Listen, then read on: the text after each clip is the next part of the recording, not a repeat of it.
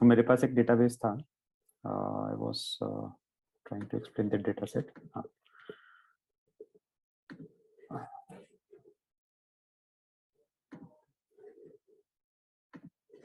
Now data set आप लोगों को दिख रहा है? Yes sir. ओके. तो अभी जो डेटा सेट है मेरे पास, ये जो डेटा सेट है, this is about complaint classification. और कंप्लेंट क्लासिफिकेशन मतलब क्या हो गया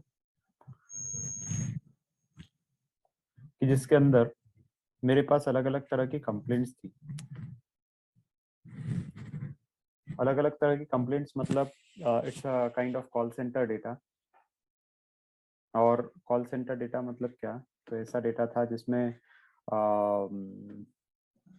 हम लोगों ने कॉल सेंटर के जो डिस्कशंस थे वो रिकॉर्ड किए. और रिकॉर्ड करने के बाद बेस्ड ऑन द डिस्कशन, जो भी डिस्कशन हो रहा था, फिर हम लोग उसके अंदर कोशिश करते हैं आइडेंटिफाई करने का कि भाई जो भी कंप्लेंट थी या जो बात थी वो किस बारे में हो रही थी. Like suppose for credit card call centre. अब कॉल सेंटर है जो क्रेडिट कार्ड से डील करता है. अब वहाँ पे कॉल आया और कॉल आने के बाद किसी ने बोला कि this is XYZ and I am facing an issue where my credit card get blocked very continuously. तो यहाँ पे क्या हो गया कि उसने यूजर ने बात किया और बात करने के बाद यूजर ने बोला कि उसका क्रेडिट कार्ड पता नहीं किसी कारण से ब्लॉक हो जाता है. तो ऑफ कोर्स जो कॉल सेंटर वाला जो एजेंट रहेगा वो उसकी बातें सुनेगा और सुनने के बाद फिर वो समझेगा और डिसाइड करेगा ओके कुछ तो भी इशू है इसके क्रेडिट कार्ड से रिलेटेड, कहीं ना कहीं ये ब्लॉक होता है, समथिंग ऑफ दिस. तो वैसा हो सकता है. तो उसके बेसिस पे वो क्या करेगा, उस इशू को क्लासिफाई कर देगा कि भाई ये टेक्निकल इशू है, इसको टेक्निकल टीम को देखना है कि भाई क्या कारण है कि बार बार ब्लॉक हो रहा है. ठीक है. इसी तरह से एक कन्वर्सेशन था, उस कन्वर्सेशन को रिकॉर्ड किया तो उसने बोला I have outdated information on my credit report that I have previously disputed that has yet to be removed from the removed. This information is more than 7-year-old and does not meet credit card reporting requirement. तो यहाँ पे जो बात हुई थी वो बात के अंदर कहीं ना कहीं ये वर्ड्स थे जो हम लोगों ने कैच किए. और कैच करने के बाद ये जो वर्ड्स थे या ये जो स्टेटमेंट था, एजेंट ने सुना और सुनने के बाद इस टिकट को इस कैटेगरी में डाल दिया. मतलब जो क्रेडिट कार्ड के मतलब जो कॉल सेंटर पे एजेंट था उसने बात सुनी और सुनने के बाद उसको इस कैटेगरी में डाल दिया. ठीक है. अब ये जो कैटेगरी रहेगी यानी ये जो क्यू रहेगी, इस क्यू को जो मॉनिटर करता होगा टेक्निकल टीम वो इसको उठाएगा और इस पर्टिकुलर इशू को रिजॉल्व करेगा. ठीक है. यानी इंडस्ट्री में क्या होता है, कोई भी कॉल सेंटर रहेगा तो कॉल सेंटर के अंदर अलग अलग लोग रहते हैं, अलग अलग टीमें रहती हैं, वो बैठी रहती है और बैठने के बाद जैसे ही आप कॉल करते हो तो वो टीम्स कॉल को रिसीव करती है. कॉल को रिसीव करने के बाद वो टीम्स आपकी प्रॉब्लम सुनती है और सुनने के बाद जिस भी डिपार्टमेंट से रिलेटेड वो प्रॉब्लम होती है उस डिपार्टमेंट को वो प्रॉब्लम असाइन कर दी जाती है. वो काम होता है और वही काम हम लोग यहाँ पे कर रहे थे. बट वो प्रॉब्लम सुनने के बाद किस डिपार्टमेंट से रिलेटेड ये प्रॉब्लम है ये डिसाइड कौन करता है? कौन करता है ये डिसाइड? ह्यूमन जो भी ये इश्यू रिजॉल्व कर रहे हैं, जो भी कॉल सुन रहा है वो डिसाइड करता है कि अच्छा भाई ये क्रेडिट कार्ड की रिपोर्ट से रिलेटेड कुछ बात बोल रहा है तो क्या करो ये उठाओ और इसको क्रेडिट कार्ड रिपोर्टिंग वाले क्यू है या जो भी क्रेडिट कार्ड रिपोर्ट से रिलेटेड इशू है उसमें टैग कर दो, ताकि जो भी टीम रहेगी जो क्रेडिट कार्ड रिपोर्ट से लेके रिपोर्ट से रिलेटेड इश्यूज को सुनती है वो उसको पिकअप करेगी और सॉल्व करेगी. ठीक है. इसी तरह से एक कन्वर्सेशन जो हुआ था, एक जो बात हुई थी वो इतनी लंबी थी, इतना लंबा को मैं पढ़ नहीं पाऊंगा, तो छोटा वाला कन्वर्सेशन ढूंढता हूँ मैं. सपोज ये वाला, ये छोटा तो नहीं है बट फिर ठीक है. Without provocation, I received notice that my credit card line was being decreased by nearly 100%. My available credit was reduced from this dollar to this dollar. मतलब उसने ये बोला कि भाई मेरे को किसी कारण, बिना किसी कारण को बताए हुए मुझे बताया गया है कि मेरे क्रेडिट कार्ड की जो लिमिट थी उसको कम कर दिया गया है. ठीक है. पहले मेरी क्रेडिट कार्ड लिमिट लेट से 5 लाख थी, तो 5 लाख से क्रेडिट कार्ड की लिमिट को घटा के 2.5 लाख कर दिया गया है. ठीक है. When I called to question the change, जब मैंने चेंज मतलब ये मैंने जब कॉल किया और पता करने की कोशिश करी कि ऐसा क्यों हो रहा है, तो I was provide a not describe response referencing on my this report. It was my understanding that the under FCRA I was entitled to a copy of this report. तो उसने बोला कि जब मैंने ये पता करने की कोशिश करी कि भाई मेरे मेरे क्रेडिट कार्ड की पहले जो लिमिट थी वो 5,000 थी, कि भाई 5 लाख थी, कि 5 लाख तक मैं क्रेडिट कार्ड से खर्चा कर सकता हूँ, वो घटा के 2.5 लाख कर दी है, ऐसा मुझे बताया गया है। उसको पता करने के लिए कि ऐसा क्यों हुआ, तो मैंने वापस से तुम्हारे कॉल सेंटर पे कॉल किया और कॉल करके मैंने पता करने की कोशिश करी ऐसा क्यों हुआ। तो उन्होंने मेरे को बताया कि भाई ऐसा इसलिए हुआ है कि कोई ये वाली एक रिपोर्ट थी, ये रिपोर्ट का डेटा मैंने हाइड किया हुआ है। तो ये वाली रिपोर्ट थी, let's say credit card report October month की। तो ये जो रिपोर्ट थी इसके अंदर इसके कारण ये रिड्यूस किया गया है। तो मैंने बोला कि अच्छा इसमें क्या खराबी थी, मैंने इसकी कॉपी मांगने की कोशिश करी कि मुझे बताओ कि इसके अंदर क्या परेशानी, इसकी मुझे कॉपी भेज सकते हो क्या। तो मैंने जब कॉपी मांगी तो उन्होंने बोला but was refused by Citi, मतलब सिटी बैंक ने उसको मना कर दिया कि हम इसकी कॉपी नहीं भेजेंगे, और उसके आगे कोई एक्सप्लेनेशन नहीं दिया कि भाई ऐसा क्यों हो गया है। मतलब उनने सिर्फ ये बोला कि इस क्रेडिट रिपोर्ट के कारण तुम्हारा क्रेडिट लाइन को कम कर दिया, तुम्हारी लिमिट 5 लाख से 2.5 लाख कर दी, बट ऐसा क्यों हुआ है, मैंने उसकी कॉपी मांगी और डिटेल्स मांगी तो उन्होंने सब कुछ देने से मना कर दिया। So this is a predatory in that it affects my utilization of credit card, further subjecting to me increase the APRs, etc and higher cost of credit without any reason। तो ये सब जो है इसके कारण मेरा क्रेडिट कार्ड का limit घट गया, ये हो गया, वो हो गया, बहुत सारी उसने बातें बोली। अब ये जो पूरी इसने कहानी पढ़ी है, इस कहानी के बेसिस पे इसको किस कैटेगरी में हमको डालना चाहिए, क्या क्रेडिट रिपोर्ट की कैटेगरी में डालना चाहिए, क्या क्रेडिट कार्ड की कैटेगरी में डालना चाहिए, किसी और कैटेगरी में डालना चाहिए, वही डिसाइड करना है किसको, एजेंट को, जो भी कॉल ये सुन रहा है। और वो सुनता है और सुनने के बाद उस कैटेगरी को डाल देता है कहाँ पे, क्रेडिट कार्ड की कैटेगरी में, ऐसा वो डाल दिया उसने। ठीक है, बात समझ में आई कि क्या हो रहा है, कौन क्या कर रहा है, ये समझ में आया। इसमें कोई इश्यू है किसी को, प्रोसेस क्या हो रही है समझ में आया? पूछूं मैं किसी से भी, कोई डाउट हो तो पूछ लो अभी, नहीं तो मैं पूछना शुरू करता हूँ। कोई प्रॉब्लम?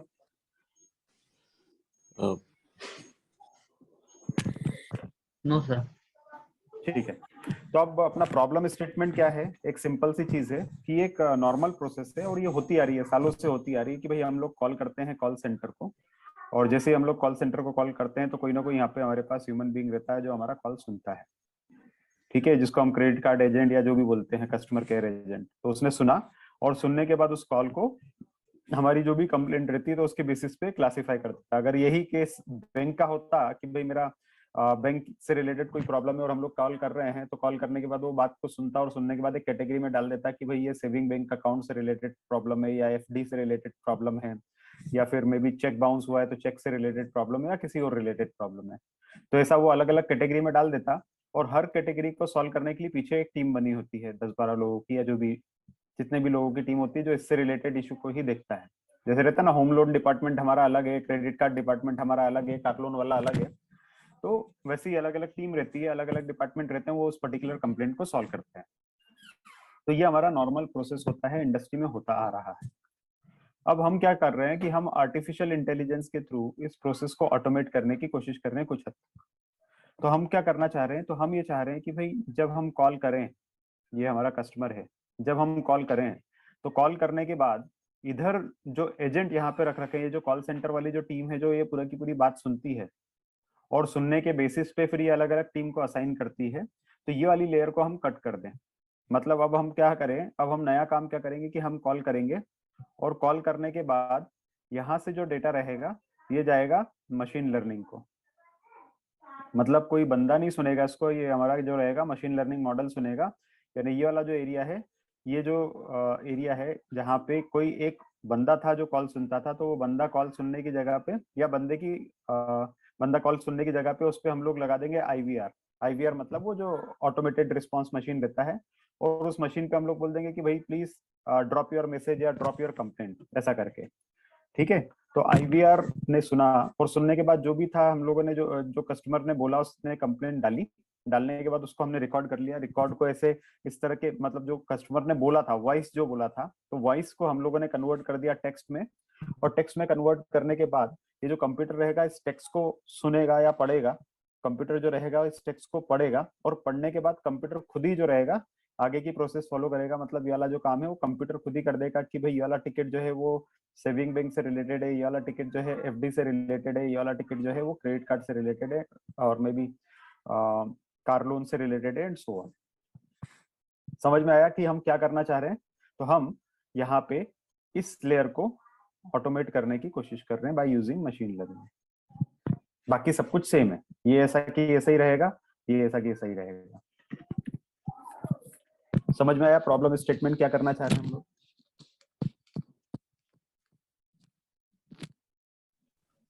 Yes sir. ठीक है, कोई प्रॉब्लम तो नहीं, आगे बढ़ूं मैं? Yes sir. चलो, तो आप ये एक अगर एज अ प्रोजेक्ट आप लेते हो तो ये बहुत बड़ा प्रोजेक्ट होता है, इसमें बहुत सारे काम करने हो सकते हैं। चलो मैं आप लोगों से पूछता हूँ कि क्या क्या काम आपको करने पड़ेंगे एज ए एमएल इंजीनियर। अब आपको एक प्रोजेक्ट मिला है और आप लोगों को इसको एग्जीक्यूट करना है, प्रॉब्लम को। अब मुझे बताओ वन बाय वन कि क्या क्या आप लोग स्टेप्स फॉलो करोगे, या क्या क्या चीजें आपको लगेगी। पहली चीज तो सबसे पहले प्रॉब्लम मतलब कि क्या स्टेटमेंट, मतलब कि किस पे काम करना है, प्रॉब्लम ठीक है, क्या है, तो कीवर्ड्स आइडेंटिफाई करना। पहले प्रॉब्लम्स। प्रॉब्लम स्टेटमेंट अंडरस्टैंडिंग, चलो ठीक है समझ गए। अभी Yes, बताओ। तो कीवर्ड्स आइडेंटिफाई करेंगे for that particular issue, like अगर कुछ लिमिट रिड्यूस होने के कारण। कीवर्ड्स आप आइडेंटिफाई करोगे, बट कीवर्ड्स आइडेंटिफाई करने से पहले दीपक आपको ये देखना पड़ेगा कि क्या आपके पास कीवर्ड्स है भी या नहीं है, या लाइक आपको पहले वर्ड करेंगे हमारे ऑडियो को। वेरी नाइस, हाँ पूछो, उसी डायरेक्शन की बात कर रहा हूँ, हाँ बोलो। पहले हम उसे ऑडियो से एक डेटा में कन्वर्ट करेंगे। डेटा के बाद हम उसका पूरा चेकलिस्ट डिफाइन करेंगे। चेकलिस्ट इंक्लूडिंग की कुछ वर्ड्स किस डायरेक्शन में, लाइक हम लोग अपना पहले रेट्रोस्पेक्टिव करेंगे जो भी हमारी रिस्क हैं और पुराने इश्यूज को लेके, और उसमें एक अदर कैटेगरी भी रखेंगे कि कुछ अलग इशू आए तो। सो तो सबसे पहला हमारा काम क्या होगा? पहले तो हम लोग क्या है, प्रॉब्लम स्टेटमेंट वाला जो था, ठीक है हम उसको समझ लिए। अब समझने के बाद हमारे पास सबसे बेसिक प्रॉब्लम है कि जब भी कोई कॉल करता है तो कॉल करने के बाद सबसे पहले उसको कनेक्ट होना पड़ता है किससे? किसी फोन से।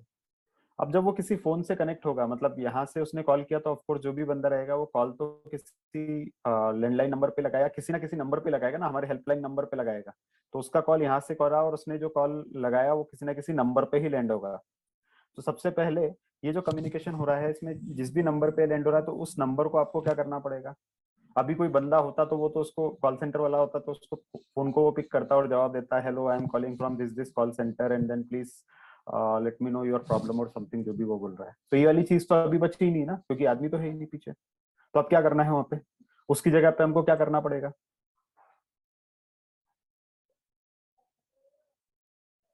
क्या करना पड़ेगा इसकी जगह पे? कोई बंदा ही नहीं है यहाँ पे, तो अभी क्या करेंगे? सर प्री डिफाइंड रिकॉर्डिंग रखना पड़ेगी। हाँ क्या क्या क्या?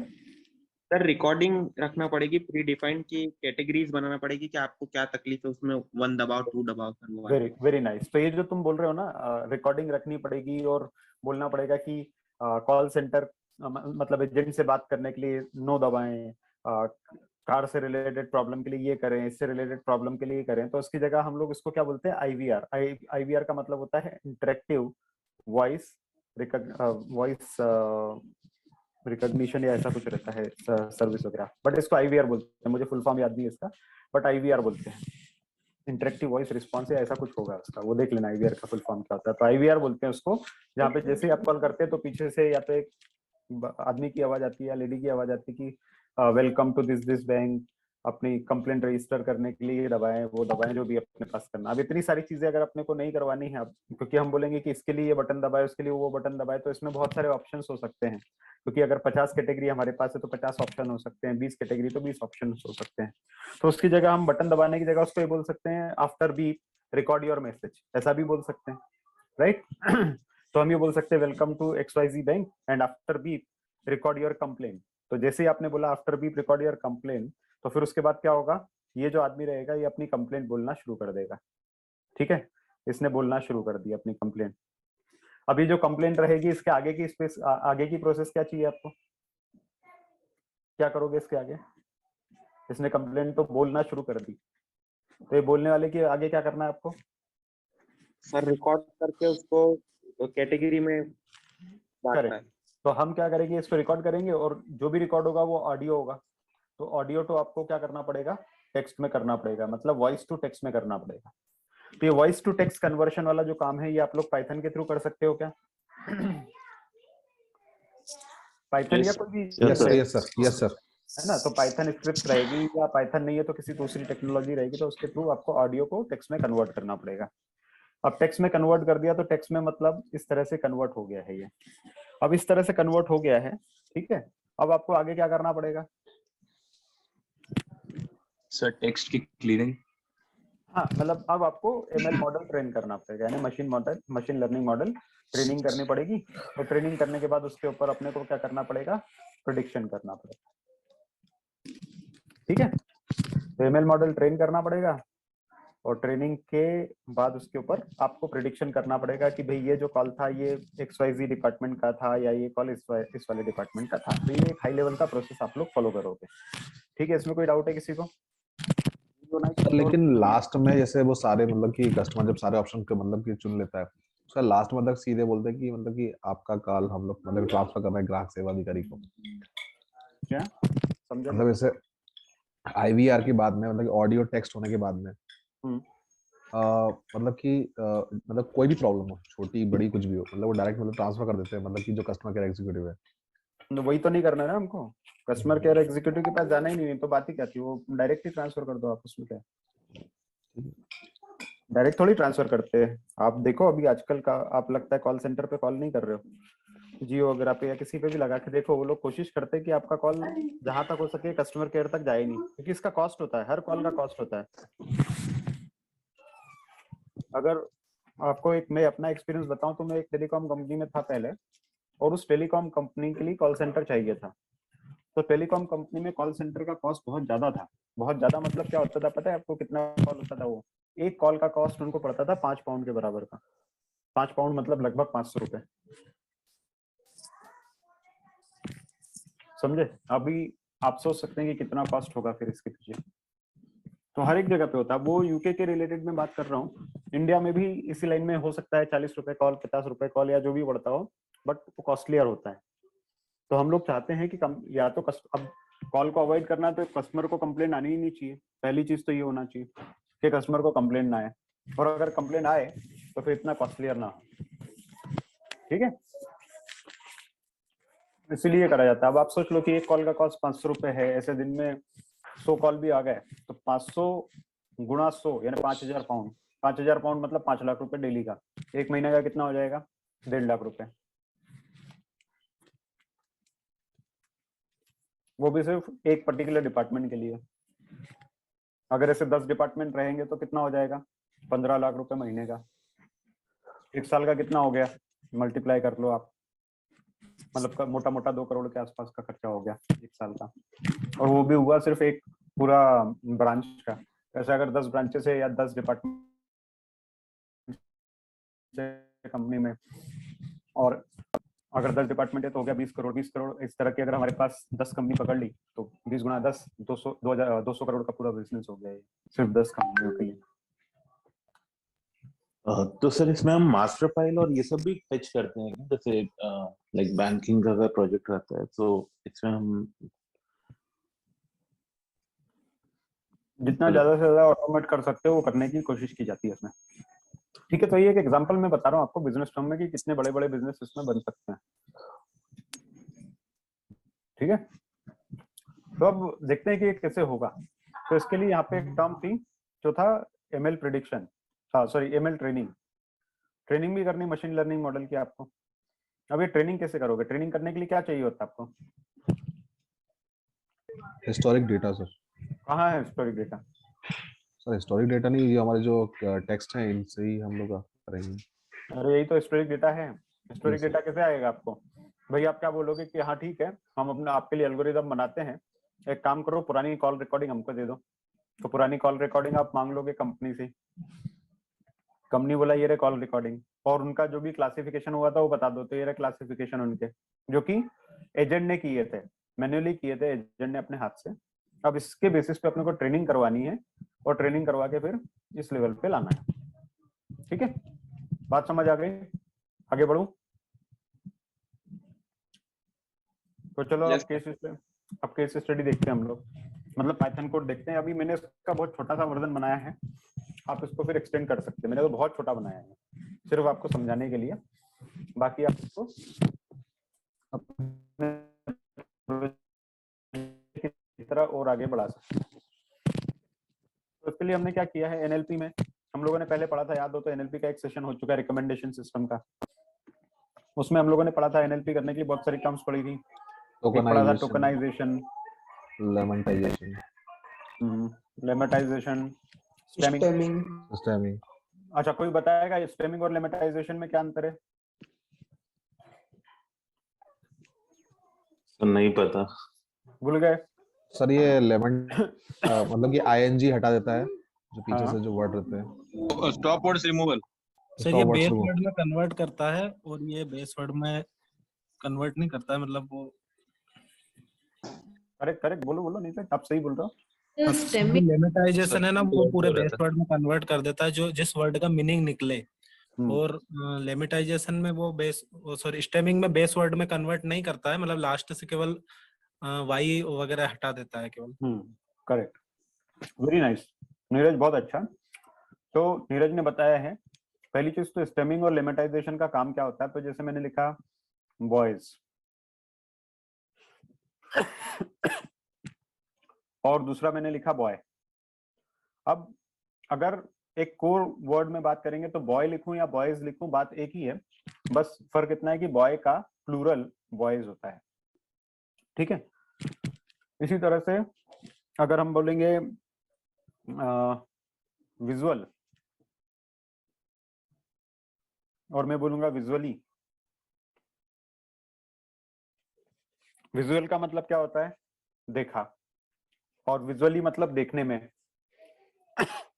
दोनों वर्ड मतलब तो एक ही है, बट ये जो है विजुअल का कुछ अलग फॉर्म है।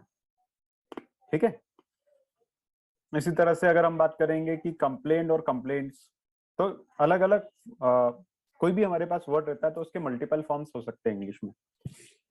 जब एनएलपी करते हैं तो कोशिश करते हैं कि सभी जो रहे वो सेम फॉर्म में रहे या बेसिक फॉर्म में बने रहे हमारे पास, ताकि जब भी उसकी वेटेज होता है, जैसे जब भी उसका कैलकुलेशन होता है कि वो वर्ड कितना इंपॉर्टेंट है उस पर्टिकुलर डॉक्यूमेंट के लिए, तो उस टाइम पे हमको वो एक ही बार में गिनने में आए। ठीक है, जैसे अगर बात करेंगे इंटेंट, अगर बात करेंगे अमेजन रिव्यू की, अमेजन वेबसाइट है, amazon.com है या .in है, उसके ऊपर आप गए और आप लेट्स से रिव्यू लेना चाहते हैं आईफोन का, कि आईफोन जो है वो कैसा है, अच्छा है बुरा है, आपको खरीदना चाहिए कि नहीं खरीदना चाहिए आईफोन 11 को। अब ये करने के लिए आपने रिव्यूज पे गए और रिव्यू में पढ़ना शुरू किया, उसमें लिखा है this is wonderful phone, I am liking it and I would buy again, something of that sort. तो ये कैसा है, पॉजिटिव रिव्यू है, नेगेटिव रिव्यू है? पॉजिटिव। अब ये पॉजिटिव रिव्यू है, कैसे आपने पहचाना? तो इसमें लाइकिंग वर्ड लिखा हुआ है, लाइक लिखा है, टोन ऑफ द सेंटेंस। एक सेंटेंस लिखा है I would like to buy it again, I would like to buy again, और कहीं पे लिखा है कुछ वर्ड में कि आई एम लाइकिंग इट और समथिंग ऑफ दैट सॉर्ट। तो लाइक वर्ड भी लाइक ही है, लाइकिंग भी लाइक है। कैसे पहचाना जाता है कि अच्छा है या बुरा है या क्या कहना चाह रहा है? तो हम क्या करते हैं कि ये जो पूरा इतने बड़े बड़े सेंटेंसेस रहते हैं इनको छोटे छोटे वर्ड्स में तोड़ते हैं, जिनको हम बोलते हैं टोकन, जैसे फास्ट एंड एफिशिएंट हैंडलिंग। तो हम लोग क्या करते हैं कि इनको जो भी हमारा लिखा रहता है रिव्यू टाइप का, उसको ऐसे छोटे छोटे वर्ड्स में तोड़ते हैं।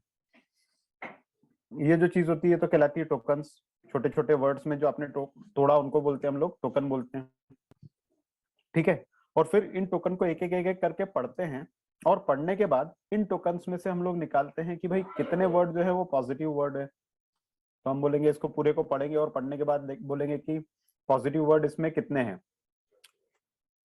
ठीक है, लेट्स से हम बोलेंगे कि लाइक जो है वो 4 बार आया है, गुड जो है वो 5 बार आया है, बैड जो है वो 10 बार आया है, एंड सो। नाउ ये देख के आप क्या बोल सकते हैं कि रिव्यू अच्छा है या बुरा है? तो आप बोलोगे 9 बार जो है वो अच्छे वर्ड आए हैं, 10 बार जो है बुरे वर्ड आए, तो आई विल से न्यूट्रल है। मोटा मोटा ये न्यूट्रल है क्योंकि दोनों बराबर क्वांटिटी में आए हैं, या नंबर में आए हैं या फ्रीक्वेंसी में आए हैं, तो ठीक है यार, अभी ये नॉर्मल ही है, बहुत ज्यादा इसमें कुछ बोल नहीं सकता। पर अगर इसमें होता कि सिर्फ जो थे अच्छे वर्ड आते थे 9 बार और बुरे वर्ड आता था 1 बार, तो आप बोलते नहीं यार ये तो पॉजिटिव साइड में बहुत ज्यादा है, तो पॉजिटिव रिव्यू है, एंड सो ऑन। और ऐसे में ही हमको ये जो वर्ड गिनना होता है कि हम बोलते हैं कि लाइक वर्ड कितनी बार आया, 4 बार आया। अब ये जो सिस्टम है ये लाइक वर्ड कैसे गिनता है? तो सिस्टम तो सीधे देखेगा LIKE सीधा, और इसको एक काउंट कर लेगा। अब अगर यहाँ पे कैपिटल LIKE भी लिखा हुआ है तो इसको ये अलग वर्ड काउंट करेगा। अगर ऐसा भी लिखा है पूरा कैपिटल तो इसको ये अलग वर्ड काउंट करता है, ठीक है। अगर ये किसी और फॉर्म में लिखा हुआ है आई लाइक्ड इट, तो इसको ये अलग काउंट करता है। मतलब ये प्रॉब्लम है सिस्टम का, प्रॉब्लम बोलोगे या सिंपल बात बोलोगे कि ऐसा होता है, तो ये अलग अलग काउंट करता है इनको, बट एक्चुअली अलग अलग नहीं है, ये एक ही चीज के 5 अलग अलग वेरिएशन है। तो इसलिए हमारा काम ये होता है मशीन लर्निंग में कि इनको एक जैसा किया जाए। अब एक जैसा कैसे किया जाए? तो पहली चीज तो ये दिख रहा है कि ये स्मॉल लेटर में है, ये कैपिटल, ये टाइटल में है, ये ऑल कैपिटल में। तो पहला तो सबको स्मॉल लेटर में डाल दो या सबको कैपिटल में डाल दो, जैसा भी आपको जमता है, बट सबको एक जैसे तरह के लेटर्स में डालना होता है। और दूसरा, ये अलग अलग फॉर्म्स जो है उनको एक जैसे फॉर्म में लाना होता है। तो अलग अलग लेटर्स वालों को सेम लेटर में डालने के लिए तो टू लोअर करके हमारे पास वर्ड होता है, कीवर्ड टू लोअर, जो कि सबको लोअर केस में डाल देता है। और अलग अलग फॉर्म को सेम फॉर्म में लाने के लिए हमारे पास 2 प्रोसेस होती है, पहला है लेमेटाइजेशन, दूसरा है स्टेमिंग। अब स्टेमिंग क्या करता है? तो स्टेमिंग थोड़ा सा एक रफ टाइप का सॉल्यूशन है, जिसमें क्या बोलते हैं कि अगर ये लाइक डे लिखा है तो अगर किसी भी वर्ड के पीछे ईडी आया हुआ है, डी आया हुआ है, ईएस आया हुआ है, वाईएस आया हुआ है, तो ये इसको हटा देता है। तो भैया अगर जैसे डी आया तो इसको हटा देगा और इसको बना देगा लाइक, बिना दिमाग लगाए हुए। दिमाग नहीं लगाता है वो, क्या करता है पीछे देखता है डी है क्या, हाँ है तो हटा दो, ठीक है। तो हमारे पास इससे वो समझता है कि बेस वर्ड आ गया, ठीक है। या फिर और कोई वर्ड अगर अब हमारे पास है, जैसे कंप्लेंट्स लिखा हुआ है यहाँ पे, ये लिखा है कंप्लेंट्स, तो कंप्लेंट्स जो लिखा हुआ है तो उसमें से एस हटा देगा पीछे से, तो बन जाएगा complaint which is a base word. तो कुछ हद तक ये भी सही प्रोसेस है बट इसमें इसके खुद के कुछ प्रॉब्लम है।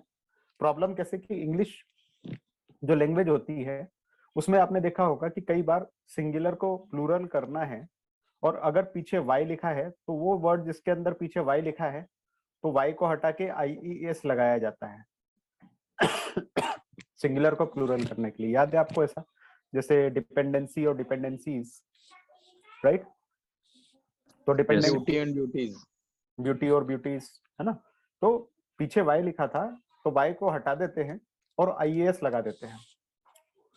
अब जब स्टेमिंग आता है तो स्टेमिंग को तो बताया गया है, सिखाया गया है कि भाई जब IAS रहता है या इस तरह के वर्ड आते हैं तो इनको हटा दो, तो ये जो प्लूरल रहेगा वो सिंगुलर में बन जाएगा। तो अगर डिपेंडेंसीज की बात करेंगे, डिपेंडेंसी, तो डिपेंडेंसी में वाई हटा के हमने IAS लगाया था। अब जब हम रिवर्स प्रोसेस करते तो ये IAS तो हटा देगा यहाँ से, ये तो हटा दिया, बट जब ये हटाएगा तो ये वाई वापस से लगाता नहीं है, तो उससे क्या हो जाएगा, डिपेंडेंस बन जाएगा, वाई नहीं लगेगा पीछे, मतलब वो नया ही कुछ स्पेलिंग हो जाएगा, ऐसा कुछ बन जाएगा। जबकि वाई भी लगना चाहिए था, वो ये लगाता नहीं है, और वो उसका प्रॉब्लम है स्टेमिंग का, ठीक है। मतलब ये तो एक एग्जांपल दिया मैंने, ऐसे और भी बहुत सारे केसेस हो सकते हैं जिसमें पीछे के वर्ड चेंज होते हैं और प्लूरल फॉर्म में आता है।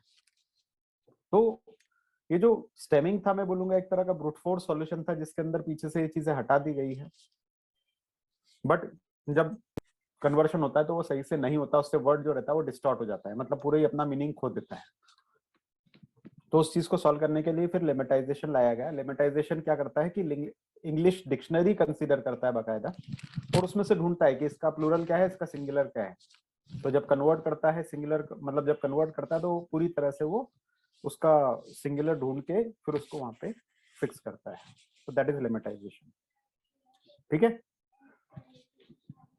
समझ आ गया?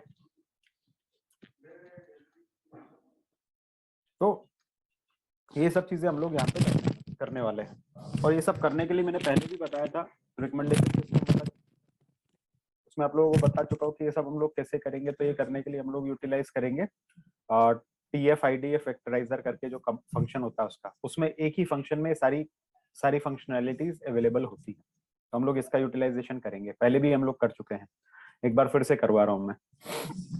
तो मैंने क्या करा, सिंपल सा डेटा फ्रेम को इंपोर्ट किया है। क्विकली अगर मूव करें तो डेटा फ्रेम इंपोर्ट कर रहा हूँ। डेटा फ्रेम लेने के बाद मैं आपको दिखा रहा हूँ डेटा फ्रेम में क्या है। तो ये देखो, ये तो कंप्लेंट है और ये उसका कैटेगरी है। ठीक है, हमको भी वही करना है, बस अभी इसके ऊपर पहले ट्रेनिंग करेंगे और इसी पे फिर प्रेडिक्शन करके देखेंगे कि बराबर काम कर रहा है कि नहीं, और फिर नए डेटा के लिए ट्रीट करेंगे। ठीक है, तो अगर हम सिर्फ पहला रिकॉर्ड देखने की कोशिश करें डेटा फ्रेम में से, तो ऐसा पहला रिकॉर्ड देखा आपने, आई हैव समथिंग समथिंग ऐसा करके पहला रिकॉर्ड है ये। अब कौन कौन सी कैटेगरीज है, तो कैटेगरीज आपको देखनी, तो कैटेगरीज जो थी, कैटेगरी मतलब ये प्रोडक्ट, तो ये कौन कौन से हैं, ऐसे कितनी कैटेगरीज ऐसी अपने पास है, अगर वो आपको देखनी है तो उसके लिए हम लोग कैसे कर सकते हैं। डेटा फ्रेम में से प्रोडक्ट नाम का कॉलम उठाया और उस कॉलम के ऊपर यूनिक लगा दिया, तो यूनिक मतलब यूनिक कैटेगरीज आपको मिल जाएगी। ठीक है, इसके ऊपर शेप चलता है, शेप शायद चलेगा नहीं, चल गया। ऐसा 18 कैटेगरीज आपके पास है। ठीक है, तो 18 कैटेगरीज आपके पास है, ऐसी यूनिक कैटेगरीज जिसमें आपको डिवाइड करना है। 18 क्लासेस आपके पास है, credit reporting, consumer loan, debt collection, so on and so forth. Now अब सिंपल सी बात है कि आपको सब समझ आ गया है। डेटा क्लीनिंग करना है तो वो तो हम TF वेक्टराइजर वाली जो कमांड है उसमें करेंगे हम लोग, तो वो तो छोड़ दो। अभी सबसे पहले हम क्या करते हैं, डेटा को ट्रेन टेस्ट में स्प्लिट कर देते हैं, ट्रेनिंग डेटा और टेस्टिंग डेटा में। तो वो तो आप करते आ रहे हो अभी तक। सबसे पहले आपने डेटा सेट उठाया, फिर उसके अंदर से प्रोडक्ट को 0.5 में तोड़ दिया। तो ट्रेनिंग डेटा जो रहेगा ये रहा, और टेस्टिंग डेटा इतने लिए आपने, मतलब जो टोटल रोज थी। अभी आप देखोगे कितने रिकॉर्ड है आपके पास, तो टोटल आप लोगों के पास 1,72,000 1,72,000 कुछ तो भी रोज है। बहुत सारा डेटा ही है। ये कितना है, 1,79,766 रोज के ऊपर आप काम कर रहे हो। ठीक है, 1,80,000 रुपए काम कर रहे हो, तो कम नहीं है डेटा ये। उसको दो पार्ट में तोड़ा तो 1,52,000 अलग से लिए है, और 26,000 जो है आपने ट्रेनिंग टेस्टिंग के लिए ले लिया। इसको थोड़ा बढ़ा लो, 25% ले लेता हूँ, 75:25 रेशो। तो 1,34,000 रोज जो है हमारे पास, वो ट्रेनिंग करेंगे हम लोग उसके ऊपर, बाकी पे टेस्टिंग करेंगे। ठीक है, अब हम लोग TF-ID वेक्टराइजर जो फंक्शन है उसका एक ऑब्जेक्ट कॉल किए हैं, और उसके ऊपर हमारे ट्रेनिंग डेटा को फिट कर दिया। अब इसमें बहुत सारे रोज है, ट्रेनिंग डेटा में 1,30,000 समथिंग कुछ है, तो इसमें थोड़ा सा टाइम तो ये ले रहा है ये अपना टाइम। ठीक है, ये देखो टाइम काफी ले रहा है ये ट्रेनिंग होने में, बिकॉज 1,30,000 कुछ तो भी रो है। हो गया काम, इसका ट्रेनिंग हो गई है। ठीक है, अब इसको हम लोग क्या कर रहे हैं, जो भी वेक्टराइजर हमने बताया है उसमें से ट्रेनिंग और टेस्टिंग एक्स के ऊपर हमने बना लिया। ठीक है, मतलब एक्स में से ही हमने दो पार्ट तोड़ दिए, ट्रेनिंग का और टेस्टिंग का वापस से। ये एक्स वेरिएबल का है, इसी तरह से हमारे पास वाई का भी होएगा।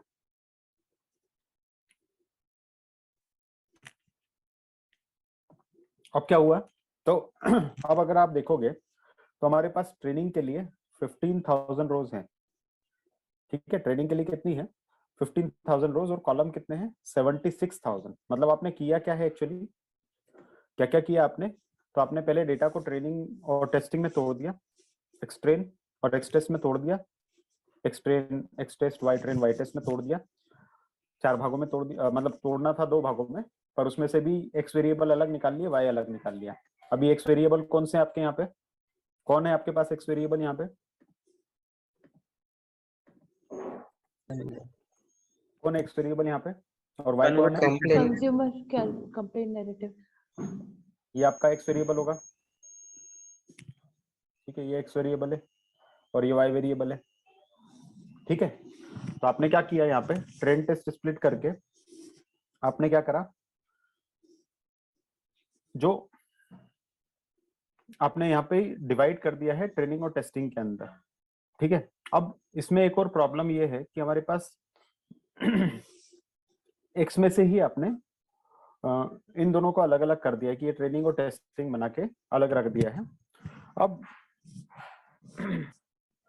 यहाँ पे ये देखना है अपने को कि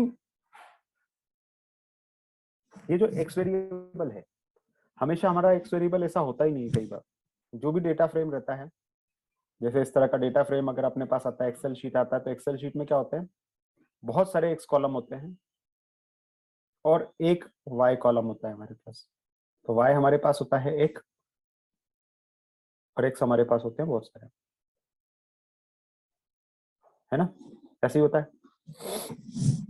एक्स होते हैं बहुत सारे, वाई होता है हमारे पास एक ही होता है। पर यहाँ पे हमारे पास क्या है, एक्स तो बहुत, एक्स भी एक है वाई भी एक है, तो ये बराबर से चलेगा नहीं। और दूसरा, जो भी हमारे पास डेटा इनपुट होता है वो नॉर्मली न्यूमेरिकल होता है, नंबर्स होते हैं कुछ कुछ, यहाँ तो वर्ड्स लिखे हुए हैं, तो इनको कैसे हैंडल करेंगे, तो इनको हैंडल करने के लिए फिर हम क्या करेंगे, ये पूरा जो सेंटेंस है इसको क्या करेंगे, टोकन्स में तोड़ेंगे। और टोकन्स में तोड़ेंगे तो क्या होगा, जैसे टोकन्स में आप तोड़ने जाओगे तो हर टोकन एक एक्स वेरिएबल की तरह काम करेगा। जैसे आई जो रहेगा वो हमारे पास यहाँ आ जाएगा, फिर हैव जो रहेगा वो अलग आ जाएगा, फिर आउटडेटेड,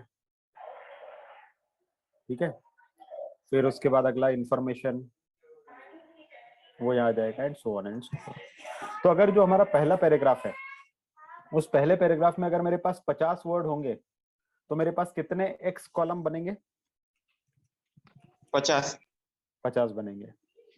और अगर मेरे पास एक्स, अगर किसी दूसरे पैराग्राफ में 250 वर्ड्स होंगे तो कितने एक्स कॉलम बनेंगे, 250, ठीक है, 250 एक्स हो जाएंगे।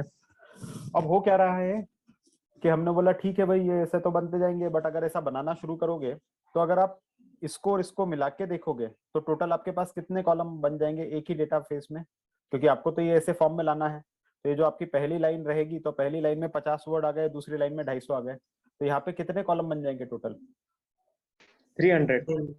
300 बन जाएंगे। 250 वर्ड्स यहाँ के और 50 वर्ड्स यहाँ के, तो ऐसे करके 300 बनेंगे। बट एक्चुअली ये 300 नहीं होंगे, क्योंकि इसमें से कुछ तो कॉमन भी तो होंगे, जैसे वर्ड हुआ आई, एंड, एंड, यू, इस तरह के वर्ड जो रहते हैं हो सकता है कि वो यहाँ भी हो और यहाँ भी हो। तो जो भी कॉमन वर्ड होंगे 300 में से, कॉमन जितने भी वर्ड है वो यहाँ से हटा के जो भी बनेगा उतने हमारे पास एक्स कॉलम बन जाएंगे, ठीक है। तो ये तो इसका और इसका 2 कॉलम का हुआ, पर ऐसा तीसरा भी हो गया, चौथा भी हो गया, पांचवा भी हो गया, ऐसा हमारे पास टोटल 1,74,000 समथिंग समथिंग जो है रिकॉर्ड्स है। तो इसके अगर हम लोग ऐसे बनाते जाओगे तो ये जो हमारे कॉलम्स होंगे वो भी तो बहुत सारे बनेंगे, ठीक है, क्लियर है क्या बोल रहा हूं मैं। तो वही मैं चीज अगर दिखाने की कोशिश करूं यहाँ पे, तो जब आपने यहाँ पे शेप रन करके देखा, यहाँ देखो, जब आपने यहाँ पे शेप रन करके देखा तो शेप में आपने देखा ट्रेनिंग डेटा अकेला जो था उसके अंदर मेरे पास इतनी तो रोज है, 1,52,000 रो है और 76,000 कॉलम है मेरे पास।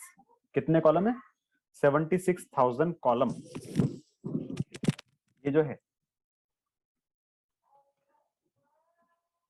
ये 76,000 मेरे पास कॉलम्स है, यानी एक्स वेरिएबल्स है,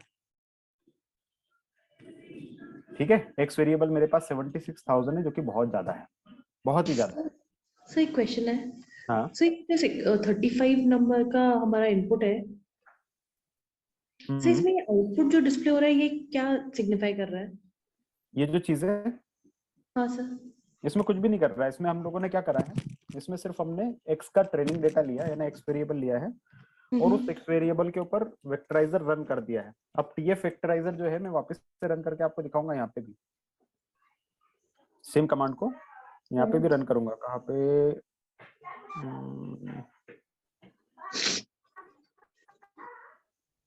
आपको याद हो हमने टीएफ वेक्टराइजर एक बार रन किया हुआ था पहले भी, हाँ सर। और उसके अंदर अच्छा यहाँ पे हमने सब डिफॉल्ट पैरामीटर के थ्रू ही रन किया है। एक मिनट, बट टीएफ वेक्टराइजर क्या करता है मैं बताता हूँ, एक मिनट आपको।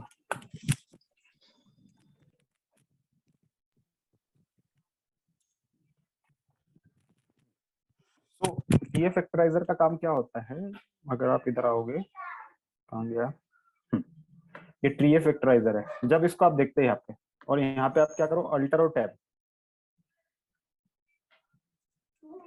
Sorry not alter tab, shift tab, shift tab आप रन करोगे तो आपको याद है ये हम लोगों ने यूज किया था पहले भी। इसके अंदर बहुत सारी पैरामीटर आप डाल सकते हो। Lower case is equal to true, इसका मतलब क्या हुआ, ये डिफॉल्ट पैरामीटर है इसकी, ये डिफॉल्ट पैरामीटर है। इसका मतलब क्या हो गया कि यहाँ पे सारे जो आपके टोकन थे, सारे जो टोकन्स थे, उन सारे टोकन्स को लोअर केस में करना है। ठीक है, फिर अगला हमने देखा था यहाँ पे stop word is equal to none, मतलब स्टॉप वर्ड्स आपको रिमूव करने हैं। बाईग्राम एनग्राम देखा था आपने, याद है, एनग्राम बाईग्राम ट्राईग्राम, इसका भी मैंने बताया था पहले। तो हमने बोला था कि ओनली यूनिग्राम हमको यूज करने हैं, बट आप चाहो तो इसमें बाईग्राम भी यूज कर सकते हो। मिन DF, max DF and so on. तो जो अपना डेटा क्लीनिंग की जो प्रोसेस होती है एनएलपी के अंदर, वो इसके अंदर आराम से हो जाती है। अब मैंने यहाँ पे कुछ नहीं डाला बाय डिफॉल्ट, बट आपको डालना है तो आप इसके अंदर डालो। पर वो क्या करता है एक्चुअली, कि वो ये सारी चीजें पीछे पीछे करता है। मतलब हमने क्या किया है कि हमने एक्स वेरिएबल लिया है, और एक्स वेरिएबल पे सारे जो भी हमारा एक्स ट्रेनिंग डेटा था, उसमें सारे क्या करे, हमने सारे वर्ड्स को लोअर केसेस में कन्वर्ट कर दिया। ठीक है, फिर उसके बाद और क्या कर रहे हो आप, तो लोअर केसेस में कन्वर्ट करने के बाद आप let's say stop word remove कर रहे हो, तो ये स्टॉप वर्ड आपने रिमूव करना था। बाय डिफॉल्ट ये हो ही रहा है, अगर आप नहीं भी डालोगे तो हो जाएगा, क्योंकि ये डिफॉल्ट पैरामीटर्स है। बट मैं आपको अलग से दिखा रहा हूँ अभी, ताकि थोड़ा समझ में आ जाए कि आप ये कर रहे हो उसके ऊपर। जो आपको सिर्फ फंक्शन रन करने से समझ नहीं आया, पीछे पीछे ये हो रहा है आपका। और क्या करना है आपको, और भी कर सकते हो आप इसके अंदर। सर मिन मैक्स कर सकते हैं? मिन मैक्स कर सकते हैं, जो करना है वो करो। लेट्स से बाईग्राम ट्राईग्राम कर देता हूँ। तो ये आपके ऊपर है कि आपको क्या क्या ऑपरेशन करने हैं। बट अगर नहीं भी डालोगे कुछ तो ये तो होगा ही इसके ऊपर, क्योंकि ये डिफॉल्ट पैरामीटर्स है इसकी। मतलब आप बोल रहे हो ना कि इसका मतलब क्या हुआ, इसने क्या किया, तो इसने ये सब किया पीछे पीछे, जो आपको दिखा नहीं है बाय डिफॉल्ट में। ठीक है, आप इसको चेंज कर दोगे तो फिर आप, अब आप मेरे से सेम क्वेश्चन पूछोगे तो उसका जवाब आपके सामने है कि इसने क्या किया। तो इसने कुछ नहीं किया, सबको लोअर केस में कन्वर्ट किया, स्टॉप वर्ड्स निकाल दिए, एन ग्राम जो थे वो इस रेंज में डाले, और बाकी काम ये वाले करे सारे जो जो यहाँ पे लिखे हुए हैं। इनपुट कांस्टेंट ये सब कर दिया इसके पीछे। ठीक है, जो आपको दिखा नहीं है बट हो चुका है। क्लियर हुआ भावना? Yes sir. ना, तो एक बार फिर से रन कर देता हूँ। अब इसमें क्या परेशानी है इसको,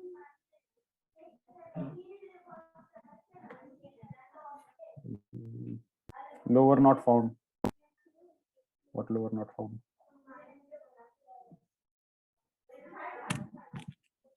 एक मिनट, क्या गड़बड़ हुई है इसको।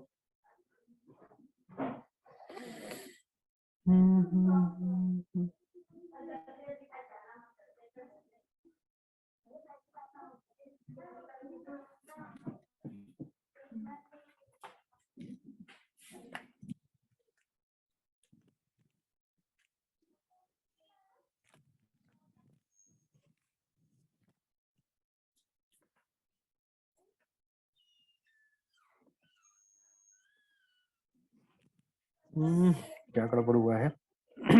कुछ तो मिसिंग, हमने कुछ गड़बड़ किया है यहाँ पे और कुछ नहीं।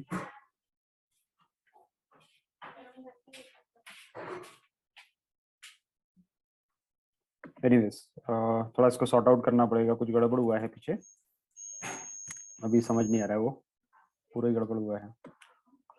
रुको फिर से रन करते हैं।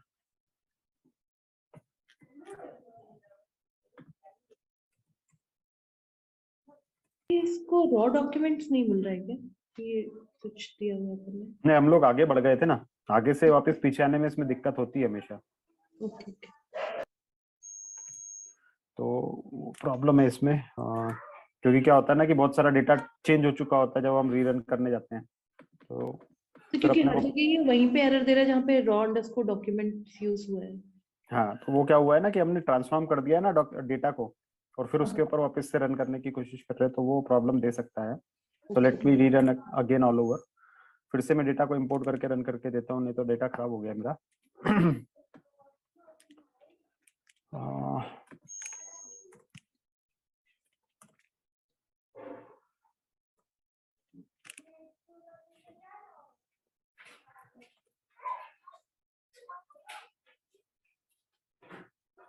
ये देखो, ठीक है, वो डेटा का प्रॉब्लम रहता है, इसलिए रीरन कर दो। क्योंकि क्या होता है ना कि डेटा ट्रांसफॉर्म होकर कुछ और बन चुका होता है और तुम फिर उसके ऊपर ऑपरेशन लगाते हो तो गड़बड़ करता है। तो अब ये फिर से ट्रांसफॉर्म हो रहा है, उसमें ये लोअर रेंज, अपर रेंज, स्टॉपवर्ड, ये सब रिमूव करने की कोशिश कर रहा है। वो सब रिमूव्ड है ऑलरेडी, बट फिर से करने की कोशिश कर रहा है। उसके ऊपर टाइम ले रहा है, ये लेगा क्योंकि ऑपरेशन आप ज्यादा कर रहे हो। अब देखना, आप इसमें यूनिग्राम भी ले रहे हो और बाईग्राम भी ले रहे हो, तो ये अपने कॉलम्स यहाँ से बढ़ जाएंगे थोड़े से। जो 76,000 है, दे शुड बी इंक्रीजिंग।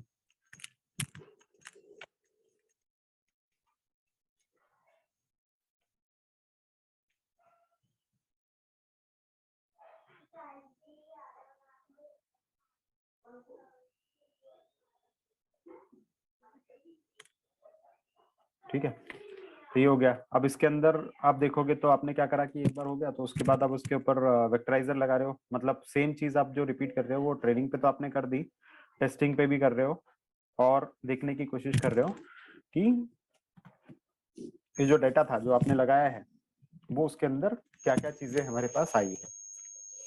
ठीक है, तो जब ये रन होगा, क्योंकि डेटा यहाँ पे ज्यादा है फिलहाल थोड़ा सा, इसलिए थोड़ा थोड़ा टाइम लेता जा रहा है। लाइव में जब आप काम करोगे तो एनएलपी वैसे भी बहुत ज्यादा रिसोर्स इंटेंसिव होता है। 1 लाख 1.5 लाख भी कुछ नहीं होता है, मिलियंस में रोज होती है, मतलब 1-1 करोड़ 2-2 करोड़ रोज रहती है कई, वो भी बहुत छोटी छोटी चीजों की। तो बहुत ज्यादा डेटा भी आप लोगों को मिलता है एनएलपी में, क्योंकि ये बहुत रिसोर्स इंटेंसिव चीज रहेगी, तो उसमें आप लोगों को जीपी वगैरह यूज करना होता है। और वही मैंने कोलैब का आपको बताया था कि कोलैब का यूज होता है, बहुत टाइम लेता है सब रन होने में। देखो आप, काफी टाइम ले रहा है ये, अभी तो कुछ भी नहीं है। मतलब मेरे एक्सपीरियंसेस रहे हैं कि मुझे मॉडल ट्रेन करवाना था और 3 दिन तक लगातार ट्रेनिंग चली है मॉडल की, 3 दिनों तक, और वो भी छोटा मॉडल था, कोई बहुत ज्यादा डेटा नहीं था उसमें। ठीक है, ये आप देखोगे। तो ये यूजुअली लोकल मशीन पे हम रन करते हैं। नहीं ना, वही तो मैं बताया, कोलैब पे मैंने आपको रन करके दिखाया है। हाँ हाँ। फिर उसके बाद अगर डेटा और भी ज्यादा रहेगा तो कोलैब की जगह आप AWS वगैरह पे आप क्लाउड पे जो है जीपीयू इंस्टेंसेस ले सकते हो, ज्यादा हैवी मशीन वाले, और फिर उसके ऊपर रन करते हो। हमने तो क्लाउड पे ट्रेन किया है मॉडल्स को। पर ये आई मीन लोकल मशीन पे करोगे तो वो 3 दिन वाला जो रहेगा वो 30 दिन तक भी जा सकता है, ऐसा भी हो सकता है। यस, वही इसीलिए मैंने पूछा कि मतलब रिसोर्सेज तो मतलब सफिशिएंट नहीं होंगे ना।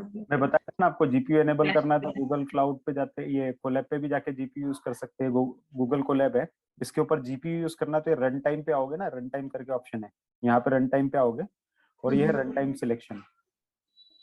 जैसे इसको क्लिक करोगे,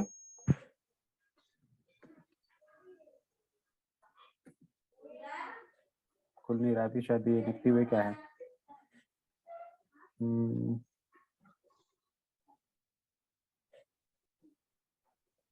कोई एक कोड खोलना पड़ेगा, रुको मैं खोलता हूँ। ओपन विथ गूगल कोलैब,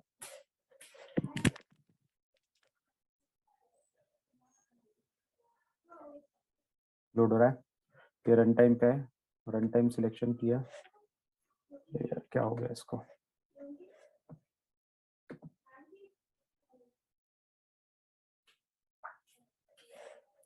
यहाँ पे आते हो, अभी पता नहीं ये रन नहीं हो रहा कुछ किसी कारण से, बट यहाँ रन टाइम सिलेक्शन जो होता है ना,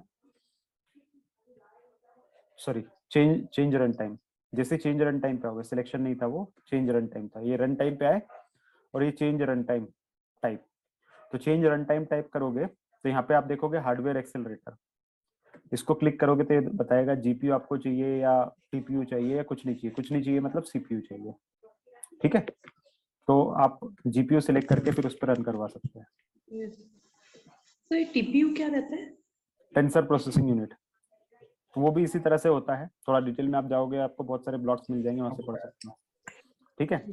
then want your notebook to keep running even after you close the browser. अभी इसके अंदर प्रॉब्लम क्या होता है ना, गूगल कोलैब एप्लीकेशन की तो फ्री है तो फ्री में आप रन कर सकते हैं उसको, बट ये हमेशा, ये लोग भी थोड़े से समझदार है गूगल वाले भी कि पैसा कैसे कमाया जाए, तो उन्होंने क्या बोला कि कई बार ऐसा होता है ना कि जीपीयू सिर्फ तब तक ही चलेगा, या आपका जो आप प्रोसेसिंग है, जैसे अभी मैं यहाँ पे आपको प्रोसेसिंग करवा के दिखा रहा था, यहाँ पे प्रोसेसिंग हो रही थी ना, यहाँ पे स्टार स्टार आ रहा था, मतलब प्रोसेस हो रही थी बैकग्राउंड में, यानी सिस्टम चल रहा था। फॉर द मोमेंट जैसे ही मैंने इसको क्लोज किया तो सिस्टम यहीं पे रुक जाता है, प्रोसेसिंग वहीं रुक जाती। अब आपको आपका मॉडल ट्रेनिंग करवाने के लिए 3 दिन चाहिए, 4 दिन चाहिए, तो 3 या 4 दिन तक आप कंसिस्टेंटली आपके लैपटॉप पे स्टार्ट रख सकते हो क्या? मुश्किल होगा, ठीक है, क्योंकि आपने यहाँ से सबमिट तो कर दिया, यहाँ से चला तो दिया, बट फिर भी आपको आपका लैपटॉप चालू तो रखना पड़ेगा, स्टार्ट तो रखना पड़ेगा, ताकि ये गूगल का जो रिसोर्सेस है उसको लेके रन होता रहे। तो क्या आप 3-4 दिन तक आपके लैपटॉप को लगातार एंगेज जैसे रख सकते हो क्या एक सेशन में? जैसे बैकग्राउंड में यहाँ पे आपने चला के रख दिया, ये ट्रेनिंग चल रही है और आपने अपना दूसरा काम करना शुरू कर दिया, वो कर सकते हो जब आप ऑफिस आवर्स में काम कर रहे हो, तो आपका काम इधर इधर चले जा रहा है, पीछे पीछे ये गूगल कोलैब पे ट्रेन होता जा रहा है। बट जब आप रात को सोओगे या दूसरे काम जब भी हमारे रहते हैं, या हो सकता है कि कभी भी नेटवर्क ग्लिच हो जाए, उसमें इंटरनेट डिस्कनेक्ट हो जाए कोलैब के साथ में, और जहां नेटवर्क डिस्कनेक्ट हुआ कोलैब के साथ में, आपने अभी तक की जितनी ट्रेनिंग करी थी सब गई, सब खत्म हो जाती है, फिर आपको ऑफिस से शुरू से ट्रेनिंग करनी पड़ती है, प्रैक्टिकल चैलेंज है, ठीक है। तो जब आप ये फ्री वाला कोलैब यूज करोगे तो ये चैलेंज आपके सामने आएगा ही आएगा, ठीक है। इसको अवॉइड करने का क्या तरीका है? तो गूगल वाले समझदार है, बोले ठीक है पैसा कमाया जाए इससे, तो उसके लिए उन्होंने यहाँ पे ये ऑप्शन दिया, बैकग्राउंड एग्जीक्यूशन। बैकग्राउंड एग्जीक्यूशन का मतलब क्या हो गया कि आपने यहाँ पे ट्रेनिंग पे लगा दिया, और लगाने के बाद अगर आपने ये बंद भी कर दिया, ठीक है, तो भी ये पीछे पीछे ट्रेनिंग चलती रहेगी। फिर आप वापस अपने अकाउंट पे आओगे और आने के बाद वापस देखोगे तो आपको दिखेगा कि हाँ 4 दिन से ट्रेनिंग चल रही, 4 दिन बाद अभी ये स्टेटस, ठीक है। एएस 400 वाले बहुत आसानी से समझ सकते हैं कि अभी हम जो कर रहे हैं वो इंटरेक्टिव प्रोसेस है, अगर आपने इसको कर दिया तो ये बैच प्रोसेस बन जाएगा, ठीक है, एएस 400 की टर्म में। तो बट ये फ्री में अवेलेबल नहीं होगा ना? ये वो फ्री में अवेलेबल नहीं है, उसके लिए आपको अपग्रेड टू कोलैब प्रो करना पड़ेगा, इसको खरीदना पड़ेगा, इसके प्लान को, जो कंपनी में काम करते करते आप कर सकते हो। अभी क्या करना आपको, तो ये फ्री में आप सीख सकते हो करंट प्लान जो है, बट अगर आप ये करोगे कोलैब का तो उसका चार्ज होता है $9 पर मंथ का, कोलैब प्रो का। तो उसके अंदर क्या बताता है कि उस केस में आपका जो जीपीयू रहेगा वो फास्टर रहेगा, ठीक है। फिर मोर मेमोरी मिलेगी आपको, यानी रैम भी ज्यादा मिलेगी, रैम मिलेगी तो फिर ऑफ कोर्स आप काम ज्यादा कर सकते हैं, तेजी से कर सकते हैं। Longer run time notebooks and fewer idle time outs means you are disconnect less off. तो अभी भी आप ये $9 वाला भी प्लान लोगे ना, तो इसमें भी क्या होगा, आपको बैकग्राउंड प्रोसेस रन करने के लिए नहीं देगा, उसके लिए बोलेगा कि डिस्कनेक्शन कम हो रहे हैं, वो भी इसमें भी बोल रहा है कि डिस्कनेक्शन कम होंगे बट स्टिल हो सकते हैं कनेक्शन। तो ये भी हमारे लिए एकदम बराबर प्लान नहीं है, आपको जाना पड़ेगा कोलैब प्रो प्लस पे। तो कोलैब प्रो प्लस जो है वो है $49 पर मंथ, यानी $50 पर मंथ। $50 पर मंथ लोगे यानी कितना हो जाता है, ये 5,000 रुपए शायद होता है ना। $50 पर मंथ मल्टीप्लाई बाय $75, करीब 3,750, और टैक्स वैक्स लगा के करीब ये 4 से 5,000 रुपए पर मंथ का प्लान होता है। तो ये अगर लोगे तो इसमें ये बैकग्राउंड एग्जीक्यूशन को एनेबल करता है। मतलब क्या हो गया, notebook keep executing even after you close your browser. आपने ब्राउजर क्लोज कर दिया, यहाँ से क्लोज कर दिया, तो भी आपकी नोटबुक पीछे पीछे रन होती रहेगी, आप आके फिर से देख लेना बाद में, ठीक है। तो ये इसका प्रो प्लान होता है, तो हम लोग ये लेके कर सकते हैं काम, और कंपनीज करती है, मतलब इसमें कोई शर्माने की बात नहीं। बोलोगे कि गूगल कोलैब यूज कर रहे हो, तो Colab is not a problem, it is something is used widely, ठीक है, जीपीयू यूज के लिए। अगर यहाँ से करते हो तो ठीक है, वरना तो फिर क्लाउड के ऊपर बहुत सारे मतलब अमेजन पे, अज्योर पे या फिर कोई दूसरा क्लाउड प्लेटफॉर्म है, उसको बहुत सारे जीपीयू अवेलेबल हैं, उनका प्लान भी ले सकते हैं। ठीक है, तो ये इस तरह से आप जीपीयू का यूज कर सकते हो। जो आपने क्वेश्चन पूछा था भावना, उसका answer. Now let's go back to our training process. तो ये ट्रेनिंग हो गई है, यहाँ पे कंप्लीट हो गया, मतलब यहाँ पे हम लोगों ने वो कर दिया है। तो आप ये देखोगे कि 1,80,000 नहीं, 1 करोड़ 80 लाख नहीं, कितना है ये, 18 लाख 5,006 समथिंग जो है हमारे पास इतनी पैरामीटर बनी है इसमें। अगर ये शेप देखोगे तो ये शेप आप देखोगे तो मैंने जैसे बोला था ये बढ़ जाएगा, क्योंकि आपने बाईग्राम ट्राईग्राम दोनों ले लिया, तो ये शेप इसका बढ़ गया। इतने कॉलम हमारे पास बने हैं, 18,05,000 कॉलम। जितनी रो नहीं उससे ज्यादा कॉलम है। ठीक है, ये आपके पास ये प्रोसेस समझ में आ रही है, जितनी रो नहीं है उससे ज्यादा कॉलम है आपके पास। तो अब आपको क्या करना पड़ेगा, फीचर सिलेक्शन करना पड़ेगा। फीचर सिलेक्शन मतलब कॉलम्स को थोड़ा कम करना है कैसे तो भी, ताकि आप सही से काम कर पाओ। और कॉलम को सिलेक्ट करने का एक और तरीका होता है which is called as feature selection. तो फीचर सिलेक्शन का एक एल्गोरिदम है सिलेक्ट के बेस्ड। सिलेक्ट के बेस्ड मतलब क्या होता है कि ये एक एल्गोरिदम होता है जिसके थ्रू हम लोग बेस्ट फीचर निकाल के लाने की कोशिश कर रहे हैं गिवन डेटा सेट में से। ठीक है, और सिलेक्ट के बेस्ड एल्गोरिदम है, उसमें CHI मतलब होता है काई, CHI मतलब होता है काई टू, काई, CHI को बोलते हैं काई। तो काई स्क्वायर टेस्ट एक होता है, उसके बेसिस पे के बेस्ड एल्गोरिदम जो रहेगा वो काम करता है। तो हम ये बोल रहे हैं कि काई स्क्वायर के बेसिस पे तुम ये काम करवाओ। और कितने फीचर आपको चाहिए, तो हमको चाहिए 5,000 फीचर्स होंगे। मतलब जो 1,80,000 कॉलम थे उसमें से सिर्फ मेरे को 5,000 कॉलम निकाल के दो, मैं सिर्फ उतने पे ही काम करना चाह रहा हूँ, ये आपने यहाँ पे बोला है। तो आपको इतने कॉलम मिल गए, फिट कर दो, ट्रांसफॉर्म कर दो ट्रेनिंग डेटा को, मतलब एक्स वाली वैल्यूज को, and then see what happens. तो जैसे ही आप इसको रन करोगे, अब 1,80,000 कॉलम में से सिर्फ 5,000 कॉलम ये निकाल के लाएगा आपके लिए। ये देखो, अभी आप कंपेयर करोगे तो आपको डिफरेंस समझ में आएगा यहाँ पे वर्सेस यहाँ पे। पहले जो थी आपके पास 1,34,832 रोज थी, मतलब इतना रोज था 1,34,000 रोज। उतनी ही रोज आपके पास अभी भी है, रो तो उतनी है क्योंकि आपने रो के साथ तो कुछ चेंज नहीं किया। आपने जो काम किया है वो कॉलम को कम किया है। तो कॉलम आप देखो, आपके पास पहले 18 लाख कॉलम थे, वो 18 लाख कॉलम में से आप 5,000 कॉलम पे आ गए उसी। मतलब इसने बहुत सारे कॉलम्स को ड्रॉप कर दिया जो काम के नहीं। ठीक है, समझ आ गया? कोई प्रॉब्लम इसमें? कितना बड़ा आपने फीचर्स को डाउन किया है, क्योंकि अगर आप इसके ऊपर अगर एल्गोरिदम रन करते तो ये बहुत ज्यादा टाइम लेता था। आपने कॉलम्स को बहुत ड्रास्टिकली कम किया है, डेटा बहुत छोटा कर दिया। ठीक है सर, मतलब कि इसमें जरूरी था कि 5,000 ही ले, कुछ और? आपकी मर्जी, आप 7,000 ले लो।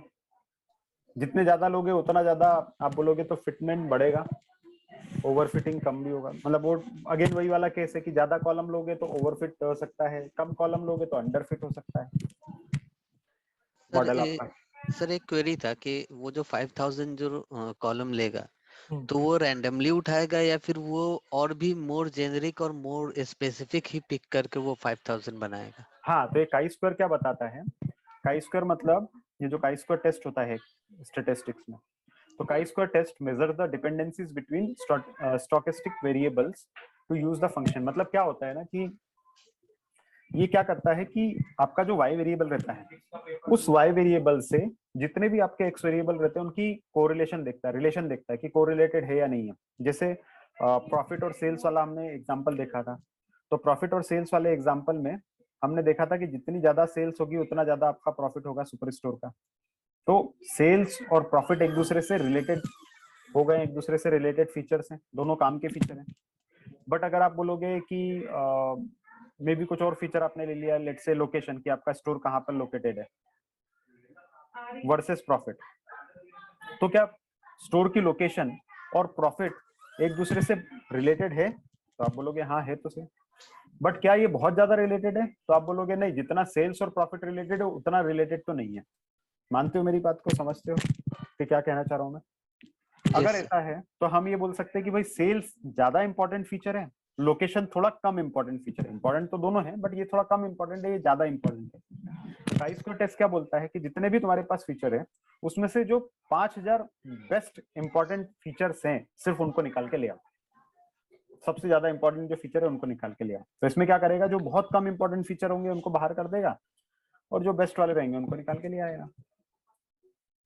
अब ये 5,000 आपको चाहिए, 50,000 चाहिए, आपके ऊपर। कि आपको कितने इंपॉर्टेंट फीचर चाहिए, आप अपने हिसाब से मेंशन करो। ठीक है, तो मतलब इसको थोड़ा लूप में रन करके थोड़ा देखो कि बेस्ट कितने आपको फीचर लग सकते हैं जिसमें आपका मॉडल जो है रिजल्ट अच्छे दे रहा है। ये बार बार रन करके देखो, तो पहले 5000 से ट्राई किया, फिर 7000 से करो, फिर 10 से करो, फिर 20 से करो, and so on and so forth. ठीक है, एक लिमिट आएगी जब मॉडल की एक्यूरेसी जो रहेगी वो पहले बढ़ती जाएगी बढ़ती जाएगी बढ़ती जाएगी, फिर कम होना शुरू हो जाएगी। तो जो मोमेंट है जहाँ पे एक्यूरेसी कम होना शुरू होती है, बस वो वाला आपका जो पॉइंट है आपको पकड़ के रखना है कि ये बेस्ट है, कि भाई इसमें मैक्सिमम एक्यूरेसी मैंने निकाल दी मॉडल। ठीक, एक्सक्यूज मी सर। हाँ बोलो। सर एक डाउट, जैसे एक लाइक वर्ड था सर, कि जैसे आपने एग्जांपल लिया था, ये मतलब दो मीनिंग हो सकते हैं, मतलब अगर ऐसे देखे तो। कैसे सर जैसे कंपैरिजन में भी लाइक यूज होता है। हाँ हाँ, this is like Samsung, this is like Apple, और हाँ, एक आई लाइक अच्छा दिस प्रोडक्ट। सिनोनिम्स वाली बात कर रहे हो या एम्बिगियस वर्ड की बात कर रहे हो, तो वो एक प्रॉब्लम है, वो एक प्रॉब्लम है। मतलब वो क्या होता है ना कि सब चीजें मशीन लर्निंग कैटर नहीं कर सकता, तो इस तरह की बाउंड्री सिचुएशंस आ सकती है कि भाई वो डुअल मीनिंग वर्ड भी होते हैं कि लाइक अगर आप बोलोगे तो अच्छा भी होता है, लाइक का मतलब होता है कंपैरिजन के लिए भी।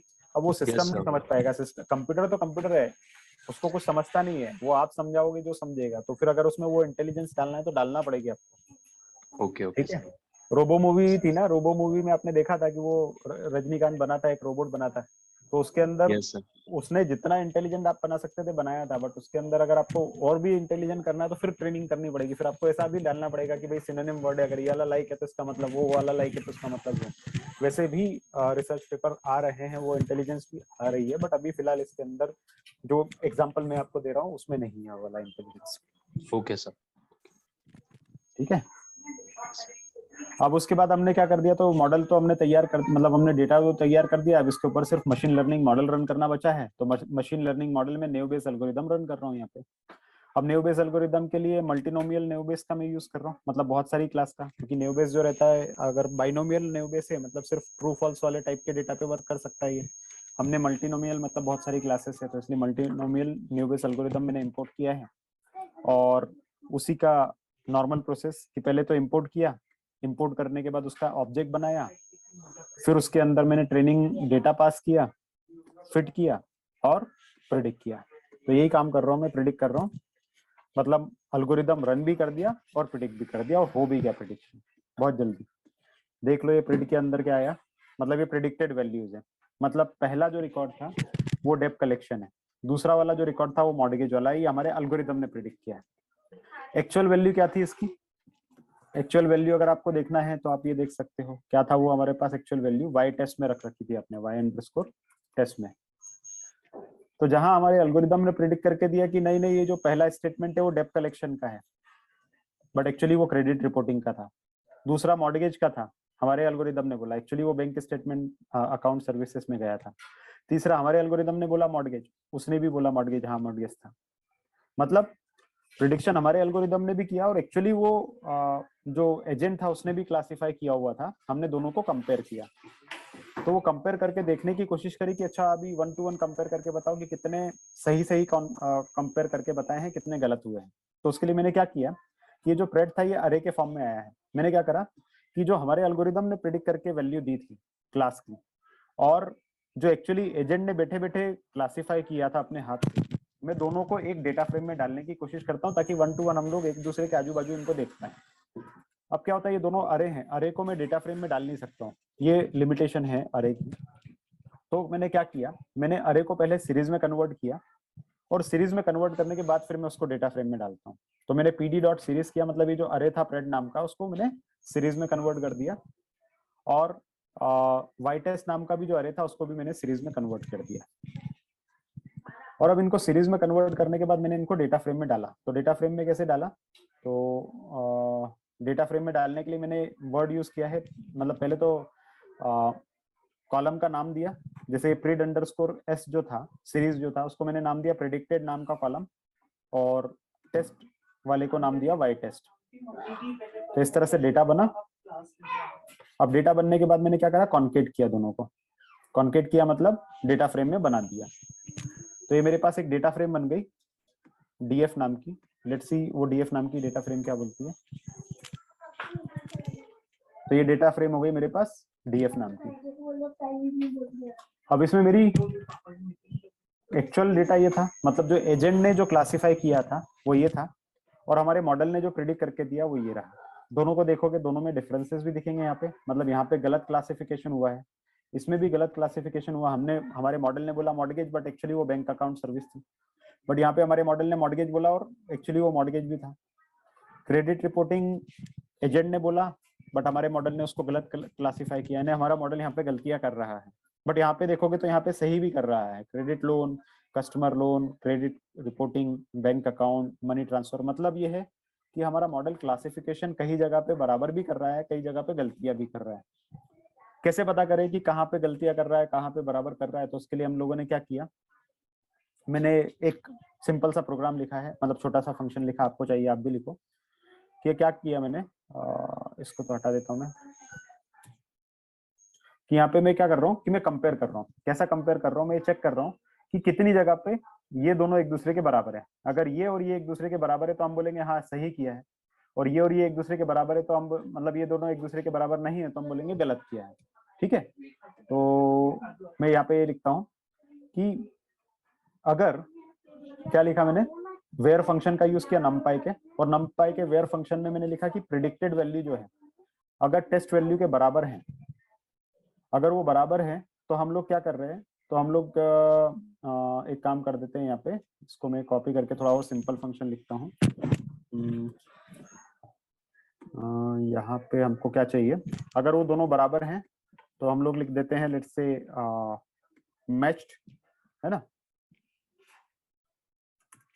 यहाँ लिख देता हूँ मैं यस लिख देता हूँ, और अगर नहीं है, बराबर नहीं है, तो मैं लिख देता हूँ नो। ठीक है, देखते हैं क्या होता है। और यहाँ देखो, मैंने जैसे ही रन किया तो यहाँ पे आ गया डेप कलेक्शन मैच नहीं हुआ तो नो लिखा हुआ आया, और अगर मैच हो गया तो यस लिखा हुआ आया। ठीक है, समझ गए, यस नो यस नो। अब अगर आपको ये एक टास्क दिया जाए कि भाई जो न्यू वाला जो कॉलम है उसमें कितने यस है वो निकाल के लाओ, तो ला सकते हो डीएफ, और डीएफ में से फिर आपको सिलेक्शन करना है ना। कैसे करोगे, df dot new is equal to yes कितने हैं,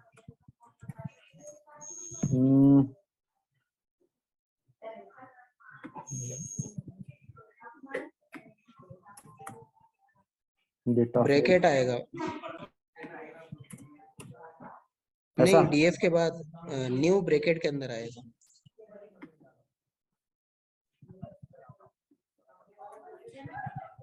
क्या इसका बोल रहे हो? ये तो नहीं चलता यार सर, वो डीएफ के बाद डॉट नहीं लगाना था, डीएफ के बाद ब्रैकेट में न्यू आएगा, कॉलम है न्यू। अच्छा ठीक है, एक बार वो भी ट्राई कर लेते हैं। तो एनीवेज वो आपको करना है यहाँ पे, तो आप ट्राई कर सकते हैं उसको। जैसे अगर ये करोगे इससे तो आपके पास न्यू नॉट डिफाइंड, क्या प्रॉब्लम आया भाई? अच्छा, कोट्स में लिखना चाहिए ये। ठीक है, ये न्यू आ गया। अब इसके अंदर आप क्या करो, इसके अंदर यहाँ पे कर लो डॉट वैल्यू काउंट कर लेता हूँ। डॉट वैल्यू काउंट्स आता है या वैल्यू काउंट आता है? वैल्यू अंडरस्कोर काउंट आता है क्या? यस सर, काउंट्स होगा ये। ये देखो, ठीक है। तो यहाँ पे आपके पास क्या आ गया कि जो हमने क्लासिफिकेशन करा था उसमें टोटल हमारे पास जितनी वैल्यू थी उसमें से यस मतलब इतनी वैल्यू मैच हो गई और इतनी वैल्यू मैच नहीं हुई, मतलब यहाँ गलत क्लासिफिकेशन भी हुआ। तो टोटल कितने थे? करीब 40,000 रिकॉर्ड, मोटा मोटा समझो 40,000 में से करीब 30,000 रिकॉर्ड हमने सही से क्लासिफाई करे और 11,000 सही से नहीं करे, मतलब मोटा मोटा एक्यूरेटली हमने 75% के आसपास बराबर से क्लासिफाई करके दे दिए। ठीक है, तो अगर यहाँ पे वो आपको देखना है तो एक्यूरेसी स्कोर नाम का फंक्शन आप यूज कर सकते हो और देखोगे तो आपकी एक्यूरेसी स्कोर आ गई है 74%। ठीक, तो इस तरह से आप देख सकते हैं कि डेटा आपका क्लासिफाई हो चुका है। अब इसको आप फर्दर इंप्रूव कर सकते हैं, इस मॉडल को डेटा क्लीनिंग करके और ज्यादा इसमें एक्सपेरिमेंट करके इसकी एक्यूरेसी को फर्दर बढ़ा सकते हो या दूसरा एल्गोरिथम यूज कर सकते हो। बट अभी आपने 75% एक्यूरेसी के साथ में मॉडल बना दिया। क्लियर? कस्टमर को रिटर्न मतलब कि 100% एक्यूरेसी करके देना पड़ता है मतलब? नहीं 100% एक्यूरेसी कोई मॉडल नहीं दे सकता दुनिया में, बट जितना क्लोज दे दो आप 80, 85, 90% तक, 95% तक अच्छा रहता है। ठीक है, ओके सर। बेटा आप भी जैसे कहीं भी डिस्कशन होता है तो उसमें आप बताओ आपका भी ये मॉडल है, ये अगला आप टास्क लो और इसको इम्प्रूव करने की कोशिश करो। एनएलपी का टास्क है, हैकाथन हम लोगों ने किया था, ट्राई करो इसको इम्प्रूव करने का। 75% एक्यूरेसी मैंने दिया है, अब आप लोगों को ट्राई करना है। ग्रुप बना लो आप 2-2 लोगों के और उसमें ट्राई करो, और जो एल्गोरिदम आप यूज करना चाहते हो you are free to use it. ठीक है, so try to create a group of 3 people each and then improve the accuracy of this model from 75% to maybe 80, 85 or whatever you can do. ठीक है, चलो तो ये अगला task है आपके पास, मैं इसको ये पेश कर दूंगा आप लोगों के लिए, डेटा सेट और ये नोटबुक, आप इसको इम्प्रूव कर सकते हैं। सो this is how you can do. ठीक, अब एक और मॉडल में आप लोगों को दिखा देता हूँ, एक और एल्गोरिदम दिखा देता हूँ। आप एल्गोरिदम तो नहीं, पर एक मॉडल रन करके दिखा देता हूँ।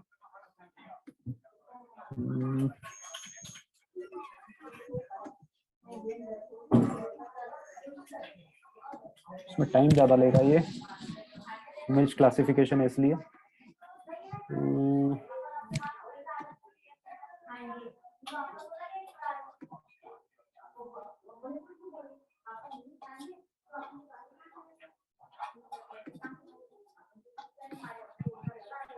एक और डेटा सेट में आपको दिखाता हूँ, इमेज क्लासिफिकेशन वाला। ये बहुत ज़्यादा टाइम लेता है वैसे रन होने में, तो पूरा रन करना मेरे लिए मुश्किल होगा, बट अगेन किस तरह से हम लोग कुछ काम कर सकते हैं वो थोड़ा बताता हूँ। एक एमनिस डेटा सेट है। एमनिस डेटा सेट मतलब क्या होता है, जो फैशन एक्सेसरीज होती हैं, मतलब जिसके अंदर हमारे पास इमेजेस हैं, इन सभी चीज़ों की। तो एमनिस डेटा सेट जो है वो इमेज डेटा सेट है, और उसके अंदर हमारे पास T shirt, trouser, pullover, dress, coat, sandal, shirt, sneaker and bag और एंकल बूट, इन सब की इमेजेस हमारे पास रखी है इस डेटा सेट में। बहुत ही लो इंटेंसिटी इमेजेस हैं, बट फिर भी इमेजेस हमारे पास है एमनिस डेटा सेट में, और उनको क्लासिफाई करके हमने इसी डेटा सेट में, ये प्री मेड डेटा सेट है, तो इसमें क्लासिफाइड है 0 मतलब टी शर्ट है, 1 मतलब ट्राउजर है, 2 मतलब पुलोवर है, 3 मतलब ड्रेस, 4 मतलब कोट, 5 मतलब सैंडल एंड सो ऑन। इस तरह का ये डेटा सेट है। अब हमारा एम यहाँ पे क्या है, इस तरह के किसी मॉडल को ट्रेन करना है। तो ये इमेज वाला डेटा सेट मैं आप लोगों के लिए ट्रेन करके दे रहा हूँ, ठीक है, बट ये बहुत एक्सपेंसिव होते हैं ऑपरेशन, एक्सपेंसिव एज इन बहुत ज्यादा टाइम लेते हैं, तो इसलिए शायद मैं पूरा मॉडल ट्रेन ना कर पाऊँ, बट फिर भी एक छोटा एक अंदाजा आप लोगों को दे रहा हूँ कि किस तरह से आप बढ़ सकते हैं। बट इसमें और भी बहुत सारी टेक्निक्स होती है, it is just a introduction image classification का। कंप्यूटर विजन नाम का एक पूरा सब्जेक्ट होता है जो लगभग 3 से 4 महीने तक चल सकता है, पर उतना लंबा हम लोग जा नहीं पाएंगे। एक इंट्रोडक्शन तो मैं आपको दे ही सकता हूँ छोटा मोटा, तो वही कोशिश कर रहा हूँ मैं। इसके अंदर मेरे पास क्या है, मैटप्लॉटलिब, पाईप्लॉट। मैटप्लॉटलिब आप जानते हो, उसमें मैंने एक प्लॉट किया है। sklearn सिलेक्शन से ट्रेन टेस्ट स्प्लिट, टेंसरफ्लो से केरास से डेटा सेट्स नाम का एक फोल्डर होता है जहां से मैं फैशन एमनिस नाम का डेटा सेट ले रहा हूँ। तो फैशन एमनिस एक डेटा सेट का नाम होता है जिसके अंदर ये सारी इमेजेस होती है जो मैंने अभी आपको बताई थी। बाकी तो हम डीप लर्निंग मॉडल बनाने वाले हैं, तो सिक्वेंशियल मॉडल में बनाने वाला हूँ उसके लिए, और कैटेगरी में 2 कैटेगरिकल करके कन्वर्ट करने की कोशिश करूंगा डेटा को। ठीक है, अब मेरे पास जो है, अब मेरे पास अगला जो चीज रहेगी उसमें मैं क्या कर रहा हूँ, तो उसमें ये जो एमनिस नाम का जो डेटा सेट था उसमें हम लोग क्या कर रहे हैं, तो उसमें मैं क्या कर रहा हूँ, डेटा सेट को लोड कर रहा हूँ। तो फैशन एमनिस में से मैं डेटा सेट को लोड करने की कोशिश कर रहा हूँ, और लोड करूंगा उस डेटा सेट को 2 पार्ट में, ट्रेन और टेस्ट पार्ट में तोड़ के। तो जैसे ही मैं इसको रन करूंगा, आप देखो ये रन हो गया है, ठीक है, एक्स ट्रेन भी आ गया मेरे पास, एक्स टेस्ट भी आ गया। जैसे अगर मैंने एक्स अंडरस्कोर ट्रेन किया तो देखो ये मेरे पास सॉरी एक्स कैपिटल है यहाँ पे, तो ये मेरे पास डेटा सेट आ गया। अब ये क्या चीज है, ये क्या चीज है डेटा सेट की, आपको कुछ अजीब सी लगी? मैं तो बोल रहा था इमेजेस का डेटा सेट है, और ये क्या मिला मेरे को? मैट्रिक्स का फॉर्म दिख रहा है सर, मैट्रिक्स फॉर्म दिख रहा है। तो एक्चुअली क्या होता है, इमेजेस कुछ नहीं होती, मैट्रिक्स ही होता है। अगर आपके पास कोई इमेज है ऐसी, ठीक है, और इमेज जो रहता है आपको याद हो तो पिक्सल्स के फॉर्म में होता है, पिक्सल्स के।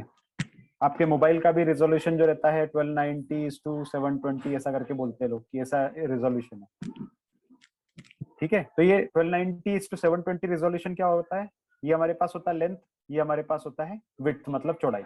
मतलब ये इधर से इधर तक 1290 पिक्सल्स मेरे पास रहने वाले हैं और इधर से इधर मेरे पास 720 पिक्सल्स रहने वाले हैं। तो मतलब पिक्सल्स मतलब क्या हो गया, ये पूरा जो स्क्रीन रहता है, जो मेरा लैपटॉप भी उसकी स्क्रीन भी ऐसी रहेगी, ठीक है, ये इस फॉर्म में।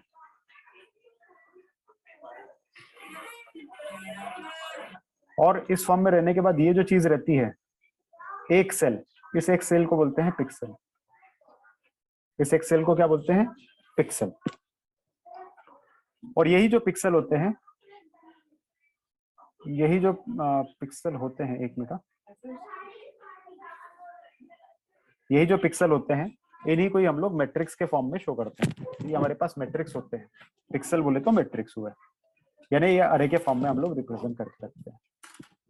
और जो भी कलर्स होते हैं, इमेजेस में कलर होते हैं, तो ये जो रेंज होती है ये होती है 0 to 256 की, 255, 0 से 255। अगर कहीं 0 है, 0 मीन्स होता है ब्लैक और 255 मतलब होता है व्हाइट, ब्लैक व्हाइट। तो अगर मैंने लिख दिया लेट्स से 100, तो 100 मतलब दोनों के बीच का है, दोनों के बीच का मतलब ये ना ब्लैक है ना व्हाइट है, ये कहीं ना कहीं कोई ग्रे कलर का है, ठीक है। इसी तरह से कुछ और भी रहेगा, अगर मैंने लिख दिया लेट्स से 10 मतलब it is more towards blackish colour, बहुत ज्यादा ब्लैक, सॉरी बहुत ज्यादा ब्लैक है, यस। और अगर 255 लिख दिया मतलब लगभग वाइट है, या 200 लिख दिया मतलब बहुत कुछ वाइट ही है। जैसे ये वाला जो कलर है, ये जो आपके इस एरिया में जो दिख रहा है, ये वाले एरिया में, ये वाले एरिया में ये जो कलर दिख रहा है आपको, ये कलर जो है लगभग वाइट है। तो ये जो रहेगा मेरे ख्याल से इसकी पिक्सल वैल्यू में भी 180 कुछ तो भी होगी, 255 के काफी करीब होगी। जबकि अगर ये वाला कलर और कौन सा है, ये वाला कलर बोलोगे तो ये ब्लैक है, तो ये जो रहेगा 0 के काफी करीब होगा, ठीक है। समझ आया कैसे ये रिप्रेजेंट होता है।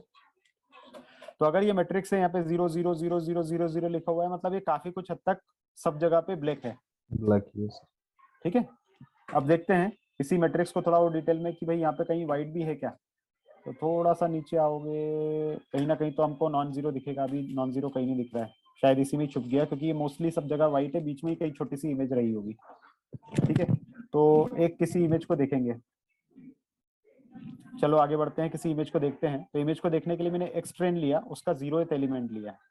तो यहाँ पे मैं एक एलिमेंट ऐड करता हूँ, एक्सट्रेन का सिर्फ 0th एलिमेंट, मतलब एक ही बॉक्स देखने की कोशिश करता हूँ कैसा वो दिखता है। ये देखो, मैंने सिर्फ एक बॉक्स को देखने की कोशिश करी, और अब देखो आप दिख रहे हैं कुछ एलिमेंट्स नॉन जीरो, मतलब यहाँ से इमेज बनना शुरू हुई है। यानी ये एक ऊपर की एक लाइन को शो करता है, मतलब ऊपर की एक पूरी लाइन जो रहेगी या ऊपर की एक पूरी रो रहेगी वो काली है, इसी तरह से उसके बाद भी काला है, फिर उसके बाद तीसरी में भी काला है, पूरा ब्लैक है, ठीक है। फिर उसके बाद जो चौथी लाइन है उसमें लगभग पूरा काला है, बट यहाँ पे कहीं तो भी छोटा सा इमेज जैसा कुछ बनना शुरू हुआ है, लगभग ऐसा।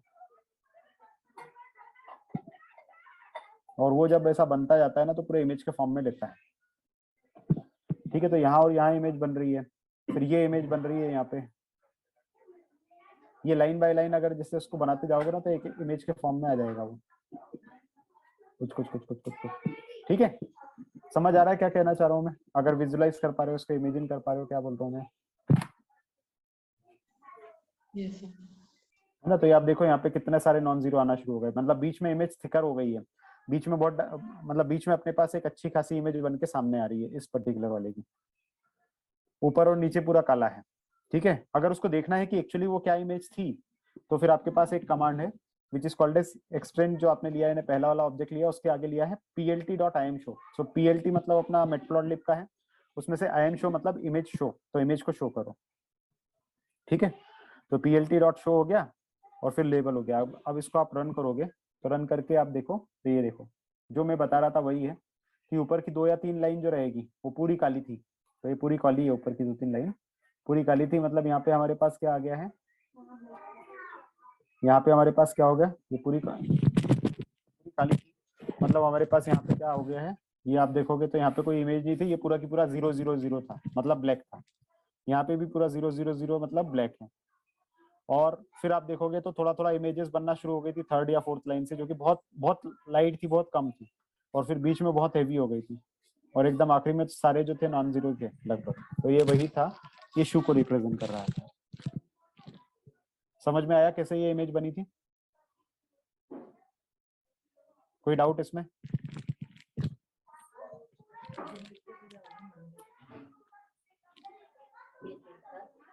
कोई डाउट है, कोई क्वेश्चन है किसी को?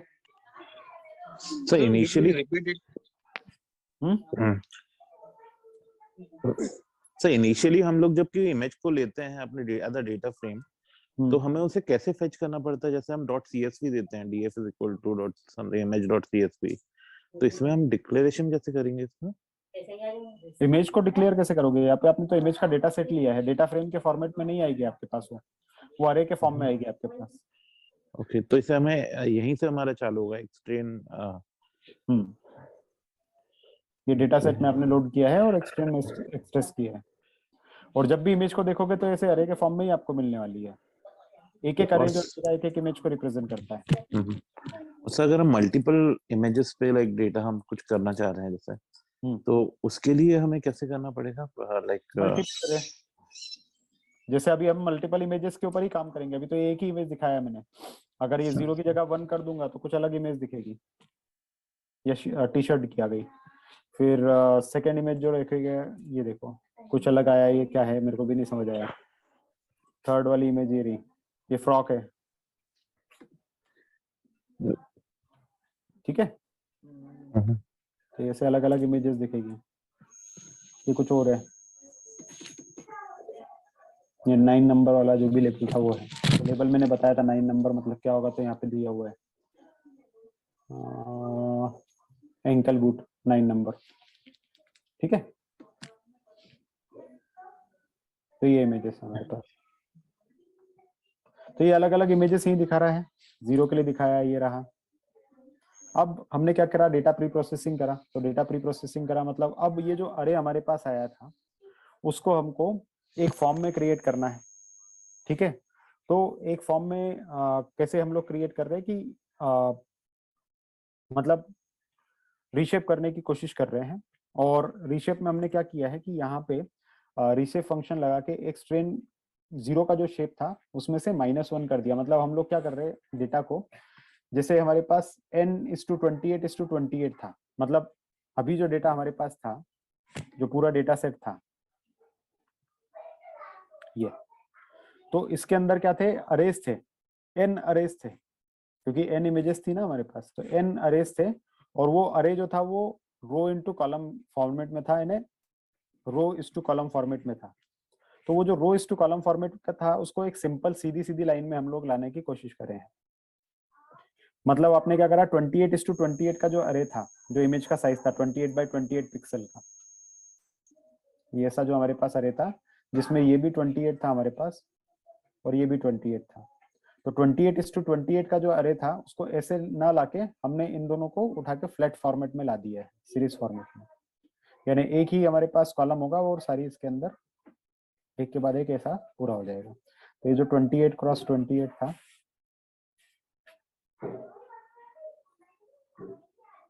इसको हमने इस फॉर्मेट में करना है। तो उसके लिए हमने रीशेप लिया है फंक्शन, और रीशेप फंक्शन रन कर दिया। अब रीशेप रन करने के बाद हमारा एक्स ट्रेन और वाई ट्रेन आ गया है, और उसको फिर हमने कैटेगरिकल में कन्वर्ट कर दिया। तो ये ट्रेन वाले डेटा को आपने वाई वाला जो था, मतलब यहाँ पे वाई ट्रेन में क्या था हमारे पास, तो वाई ट्रेन में और कुछ नहीं था, जो कैटेगरीज थी y_ ट्रेन अगर मैं दिखाऊंगा तो ये हमारे पास क्या था, तो ये हमारे पास कैटेगरीज थी। कैटेगरीज मतलब जो पहला वाला है वो हमारे पास 9 नंबर वाला था, दूसरा वाला जो है 1 नंबर वाला, 1 नंबर वाला, फिर 5 नंबर वाला एंड सो ऑन। 9 आपके पास कैटेगरी है, आपको याद हो तो 9 अलग अलग डेटा पॉइंट्स हैं, 0 to 9 मतलब 10 है। तो 10 को अलग अलग आपने कैटेगरीज में कन्वर्ट कर दिया ताकि क्लासिफिकेशन सही हो पाए। आपको याद है कि वाई वेरिएबल हमेशा कैटेगरिकल वेरिएबल ही होना चाहिए, तो वही आप कर रहे हैं, कैटेगरिकल वेरिएबल में कन्वर्ट, और कुछ नहीं किया आपने यहाँ पे। और वो सब करने के बाद आपने क्या कर रहे हो, आप जस्ट वैल्यूज को प्रिंट कर रहे हो, देखना चाह रहे हो कि क्या है। तो पहला वाला हमारा ट्रेनिंग डेटा जो है उसमें ये 784 है, 784 है, 10 है और 10 है। मतलब ये हमारे पास है जो एक्स वैल्यूज है और ये हमारे पास वाई वैल्यू है, X Y X Y X Y उस फॉर्म में कन्वर्ट हो गया ये। और बस अब उसके बाद आप न्यूरल नेटवर्क लगा दो।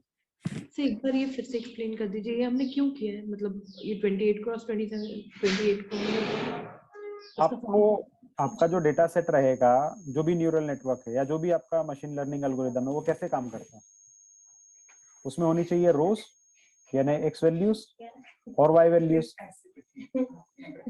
राइट? Yes sir. अब ये एक्स वैल्यूज को अगर मैं ऐसे पास करूंगा तो आपका मॉडल एक्सेप्ट करेगा क्या? 28 इंटू 28 ये मॉडल लेगा क्या? यही एरर दे देगा। ऐसा ले पाएगा क्या आपका मॉडल डेटा को? नहीं लेगा ना। तो इसलिए आपको फ्लैट करना पड़ेगा ना इसको, और फ्लैट करने के लिए आपने यहाँ पे रीशेप किया है। समझ आया? Yes sir. तो रीशेपिंग करा ही इसलिए, ऐसा फॉर्मेट में डालोगे मॉडल लेगा ही नहीं, एक्सेप्ट ही नहीं करेगा इस इनपुट को, तो इसलिए आपने इसको इस फॉर्मेट में कन्वर्ट किया। तो ये 728 जो भी आया है वो यही है, और वाई वेरिएबल तो वाई है। अब वाई को तो आपको कैटेगरिकल में वैसे भी करना ही पड़ता है, ठीक है? अब ये नॉर्मल फॉर्म में कन्वर्ट हो गया आपका डेटा। मतलब प्रिसाइसली अगर बोला जाए तो इमेज, मतलब इमेज कुछ नहीं था, सिंपल सी बात थी कि वो जो इमेज था आपका, उस इमेज को आपने क्या कर दिया है, पूरे फ्लैट फॉर्मेट में 0101 डिजिटल फॉर्मेट में कन्वर्ट कर दिया है इमेज को, और कुछ नहीं करा है। और वो करोगे तभी आपका न्यूरल नेटवर्क उसको एक्सेप्ट करेगा, नहीं तो नहीं करेगा। ठीक, तो वही करा है आपने। अब वो होने के बाद आपको क्या करना है, बेसिक न्यूरल नेटवर्क आप बना रहे हैं, यानी अपना न्यूरल नेटवर्क बना रहे हैं। और न्यूरल नेटवर्क बनाने के लिए आपको एक्टिवेशन फंक्शन, ऑप्टिमाइजर, सीक्वेंशियल, यही सब लेना है। तो आपने सबसे पहले सीक्वेंशियल लिया, मॉडल को इनिशिएट किया, मतलब ओवरऑल क्या किया यहाँ पे कि आपने ये इस तरह का ब्लैंक मॉडल बना दिया। अब इसके अंदर आपको लेयर्स डालनी पड़ेगी, ठीक है? तो लेयर्स डालने के लिए सबसे पहले आपने क्या करा, मॉडल डॉट एड पहली लेयर डाली, जो कि 50 का इनपुट आप डाल रहे हैं, और सॉरी 50 का तो आउटपुट ले रहे हैं, और इनपुट शेप जो है वो 784 का है। अब 784 क्यों डाला आपने इनपुट में, क्यों डाला 784 इनपुट में? ये इनपुट 784 क्यों आया है? क्योंकि 784 बिकॉज सर 28 का स्क्वायर है। हाँ 28 का स्क्वायर, मतलब इनपुट आपका जो था वो 784 था, इसलिए। तो 28 का स्क्वायर 784 ही आपका इनपुट आ गया। और आउटपुट में आपने डेंस लेयर है उसमें 50 आपने डाला, ये आपके पास फ्री होता है, आप अपनी मर्जी से 50 की जगह कुछ और भी डाल सकते हैं। एक कैलकुलेशन मैंने आपको बता दिया, output plus input divided by 2 is equal to this layer, but वो थंब रूल नहीं है, आप अपनी मर्जी से डाल सकते हैं। बट 50-50 का मैंने डाल दिया है, तो 784 और 10 उसको कर लूंगा तो कितना हो जाएगा मेरे पास, करीब 800 बाय 2 400 तक मैं बना सकता हूँ इसको। तो आपकी मर्जी है। ये डेंस वाला जो है कंडीशनल होता है कि आपको कितना ज्यादा हैवी मॉडल को बनाना है। वो आपने डाला, ये आपकी इनपुट लेयर आ गई। उसके बाद आपको एक्टिवेशन फंक्शन डालना ही पड़ता है, तो आपने सिग्मोइड एक्टिवेशन फंक्शन डाला। अब यहाँ पे सिग्मोइड क्यों डाला, सिग्मोइड क्यों डाला? 0 to 1 देता है वो, 0 to 1 ही देता है सिर्फ सिग्मोइड, करेक्ट? याद है आपको? तो 0 to 1 देता है। और आपने जो इनपुट डाला है वो इनपुट में आप क्या है, इनपुट में आपके पास क्या है, वैल्यूज है इमेज टाइप की, ठीक है? तो 0 to 255 वैल्यू है, तो आप यहाँ पे सिग्मोइड भी डाल सकते हैं, कुछ और भी डाल सकते हैं, वो आपकी मर्जी है, ठीक है? सिग्मोइड के साथ में एक्सपेरिमेंट कर रहा हूँ, फिर सेम एक्सपेरिमेंट आप रेलू के साथ भी करके देखना। रेलू मतलब कंटिन्यूअस वैल्यू देगा, सिग्मोइड मतलब 0-1 देगा सिर्फ। तो ये सिग्मोइड के साथ आपने इनपुट लेयर्स बनाई है, आप चाहो तो इसको रेलू के साथ भी बना के देखना और कंपेयर करना दोनों मॉडल को, कौन सा बेटर परफॉर्म करता है। तो ये पहली लेयर डाली, फिर ये एक हिडन लेयर डाली यहाँ पे, यहाँ एक और हिडन लेयर डाली, यहाँ एक और हिडन लेयर डाली, मतलब आपने यहाँ पे 3 हिडन लेयर डाली है। ये इनपुट लेयर है, ये हिडन है, हिडन है, हिडन है, और ये आउटपुट लेयर है। अब आउटपुट में 10 क्यों लिया आपने यहाँ पे, आउटपुट 10 क्यों है? क्लासिफिकेशन 10 लेवल चाहिए। हाँ, क्योंकि आपको 10 क्लासेस चाहिए ना आउटपुट में, इसलिए यहाँ पे 10 है। और आउटपुट फंक्शन सॉफ्टमैक्स क्यों है, सिग्मोइड क्यों नहीं है, या सॉफ्टमैक्स ही क्यों है, कुछ और क्यों नहीं है? सिग्मोइड में सिर्फ 2 आउटपुट रहते हैं, सिग्मोइड में 2 रहते हैं, सॉफ्टमैक्स में मल्टीपल रहते हैं। तो रेलू क्यों नहीं लिया यहाँ पे? इंटीग्रेशन के लिए यूज होता है। रेलू जो है कंटिन्यूअस आउटपुट देता है, सॉफ्टमैक्स जो देता है कैटेगरिकल आउटपुट देता है, ठीक है? क्लियर है ये आपका मॉडल का कंस्ट्रक्ट तैयार हो गया, मतलब स्ट्रक्चर तैयार हो गया। फिर उसके बाद उसके अंदर ऑप्टिमाइजर कौन सा लगाना है, तो स्टोकेस्टिक ग्रेडियंट डिसेंट लगा दिया मैंने। ठीक है, लॉसेस में क्रॉस एंट्रोपी लॉस है और एक्यूरेसी मेरे पास मैट्रिक्स है,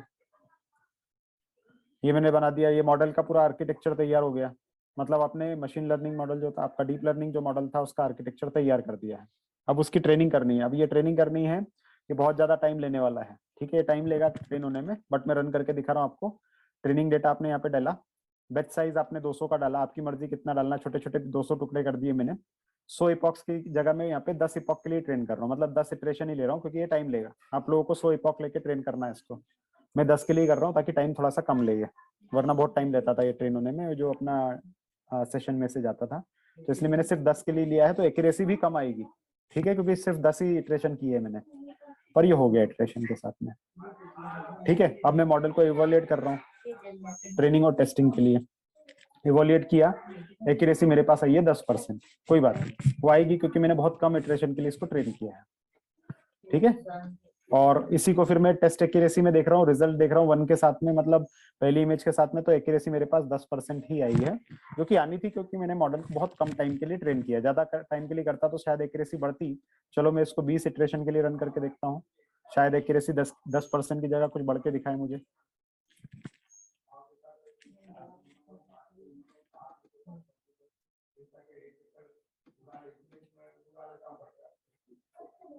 ठीक है, तो देखो मॉडल ट्रेनिंग हो रही है और एक्यूरेसी जो है अब बढ़ना शुरू होगी 10% से।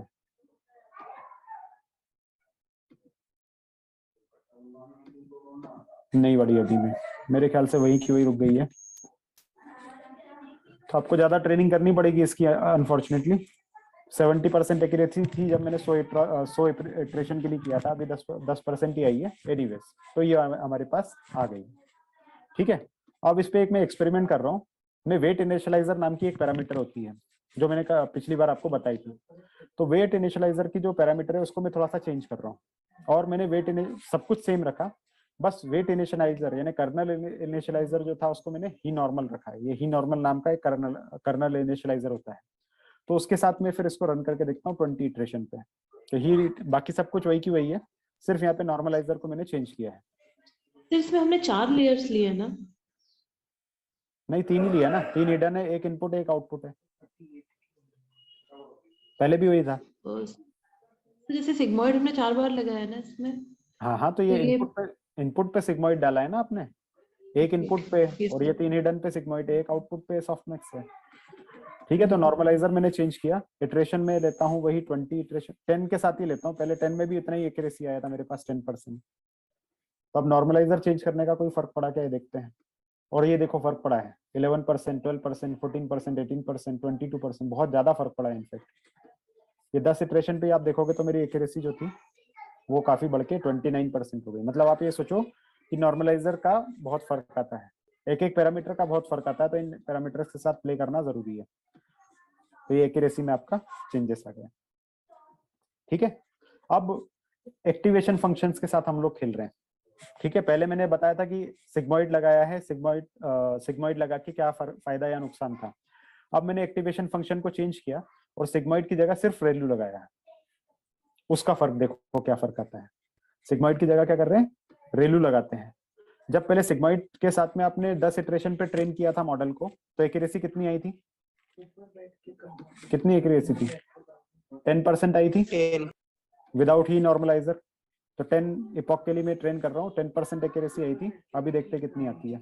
और आप देखो यहाँ पे एक्यूरेसी आप देख रहे हो यहाँ पे सीधे 76%, 67 से तो शुरू हुआ है। ये देखो आप एक्टिवेशन फंक्शन सही सिलेक्ट करने का नतीजा, कहाँ हम 10% एक्यूरेसी में आ रहे थे विथ सिग्मॉइड एक्टिवेशन फंक्शन, और कहाँ आप सीधे रेल्यू सिलेक्ट करने से स्टार्ट 67% से हो गया। ठीक है, 83% एक्यूरेसी है सिर्फ 10 इटरेशन के लिए। अभी इटरेशन बढ़ाओगे तो पता नहीं और वो क्या होगी। 82% एक्यूरेसी पे हो, सिर्फ आपने क्या किया है, जो सिग्मॉइड एक्टिवेशन फंक्शन था उसको चेंज करके रेल्यू किया था, और उसका फर्क है। ठीक है, अब नॉर्मलाइजर अगर आप देखते हो, अगर यहाँ पे ही नॉर्मलाइजर लगा दोगे तो और फर्क आ जाएगा। अब मैं उसके ऊपर ज्यादा प्ले फिलहाल नहीं कर रहा हूँ, बट मैं आपको सिर्फ दिखाना चाह रहा था कि इम्पैक्ट क्या होता है इन सब चीजों का।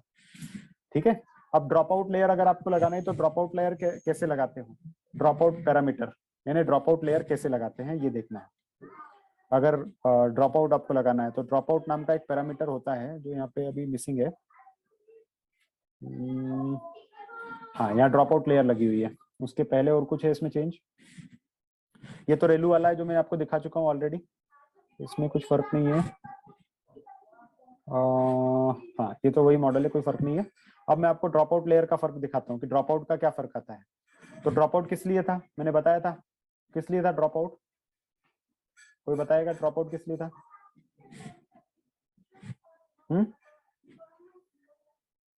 किस चीज के लिए था ड्रॉप आउट? सर जो रेगुलर स्टॉप वर्ड्स को रिमूव करने के लिए? नहीं, जनरलाइजेशन के लिए था। जनरलाइजेशन मतलब क्या हुआ कि ओवरफिटिंग का था।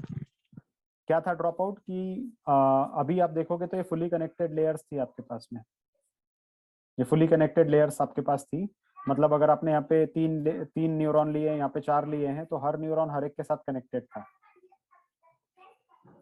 उससे इसको बहुत सारा इनपुट सभी को मिल रहा था। ड्रॉप आउट मतलब क्या होता है कि हर इटरेशन में आप कुछ न्यूरॉन्स को डीएक्टिवेट कर देते हैं, जैसे इसको डीएक्टिवेट कर दिया, इसको डीएक्टिवेट कर दिया। तो उससे पहली ट्रेनिंग में क्या होगा कि इस न्यूरॉन पे जितने भी इनपुट सारे थे वो सब खत्म हो जाएंगे और इस न्यूरॉन पे भी सब इनपुट खत्म हो जाएंगे। सिर्फ जो ट्रेनिंग होगी वो सिर्फ इन 2 न्यूरॉन के बेसिस पे होगी।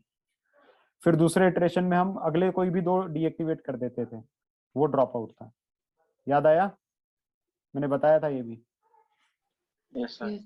है ना? तो ये दो अगर 4 में से 2 को मैं डीएक्टिवेट कर रहा हूँ मतलब मैंने 50% न्यूरॉन को ड्रॉप आउट कर दिया है। तो अगर मैंने यहाँ पे ड्रॉप आउट में वैल्यू मेंशन करी है 0.2 मतलब 20% न्यूरॉन को ड्रॉप कर दो। तो अगर आपके पास मान लो 100 न्यूरॉन होंगे हिडन लेयर में, तो उसमें से 20% हट जाएंगे, मतलब 80 के ऊपर ही आप ट्रेनिंग करोगे सिर्फ, वो ड्रॉप आउट है। ठीक है, तो अभी हम लोग जो ट्रेनिंग कर रहे हैं वो ही नॉर्मलाइजर के साथ कर रहे हैं और ड्रॉप आउट लेयर लगा रहे हैं 0.2 की। तो इसका एक्यूरेसी पे कोई बहुत फर्क नहीं आता है ड्रॉप आउट का, पहले बता दूं मैं। ये जनरलाइजेशन आता है, मतलब ट्रेनिंग वर्सेस टेस्टिंग पे फर्क आता है इसका। एक्यूरेसी पे तो ही नॉर्मलाइजर का फर्क आएगा। तो अभी आपने without He normaliser with ReLU layer train किया था तो आप 84% कुछ तो भी एक्यूरेसी आपके पास आई थी। अभी देखते हैं आप कितना होता है विथ ही नॉर्मलाइजर, एक्यूरेसी कितनी आती है।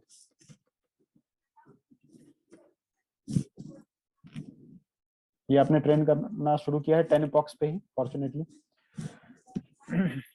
देखो टाइम ज्यादा ले रहा है ये।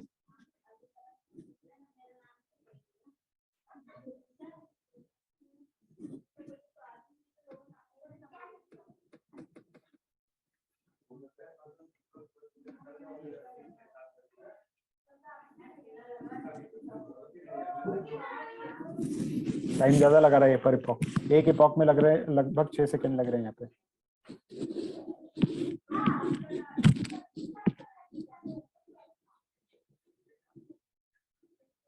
सर ये ETA का फुल फॉर्म क्या होता है सर? कहाँ पे? ये ETA सर, ये वाला ETA मतलब हाँ एक्सपेक्टेड टाइम टू अकम्प्लिश, ऐसा करके होता है। अराइवल हाँ नॉर्मली, मतलब कितना टाइम लगेगा कंप्लीट होने में। Yes sir. अभी इसकी एक्यूरेसी देख रहे हैं हम लोग, तो ये एक्यूरेसी कितनी आ गई इसमें 86%। तो ये ही नॉर्मलाइजर लगा के 86% एक्यूरेसी आपको मिली। विदाउट ही नॉर्मलाइजर आपने जब रन किया था तो आपको 84% एक्यूरेसी मिली थी। विदाउट रेलू किया था तो आपको 20, without ReLU but He normaliser किया था तो 29% एक्यूरेसी मिली थी। और without He normaliser and without ReLU सिर्फ सिग्मॉइड किया था तो 10% एक्यूरेसी मिली थी, वही 10 इटरेशन के लिए। तो ये आप देख लो कितना बड़ा फर्क आता है एक छोटी छोटी चीजों का चेंज करने से।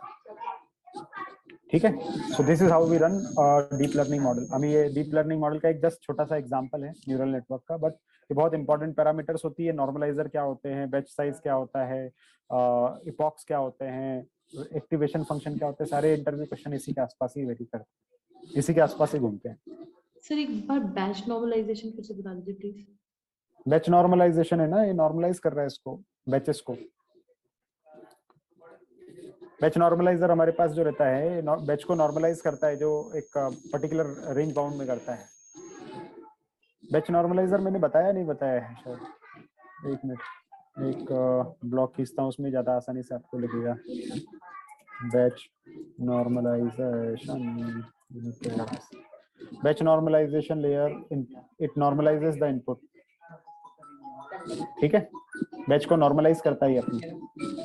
नॉर्मलाइजेशन पता है ना, मिनमैक्स वाला जो रहता है कि भाई नॉर्मलाइजर मैंने बताया था ना आप लोगों को क्या करता है, वो स्केलिंग वाला जो काम था, याद हो तो, जो भी वैल्यूज थी उसको एक पर्टिकुलर रेंज में बाउंड करता था, नहीं याद है क्या? मिनमैक्स स्केलर वगैरह यूज किए थे हम लोगों ने नॉर्मल मशीन लर्निंग में।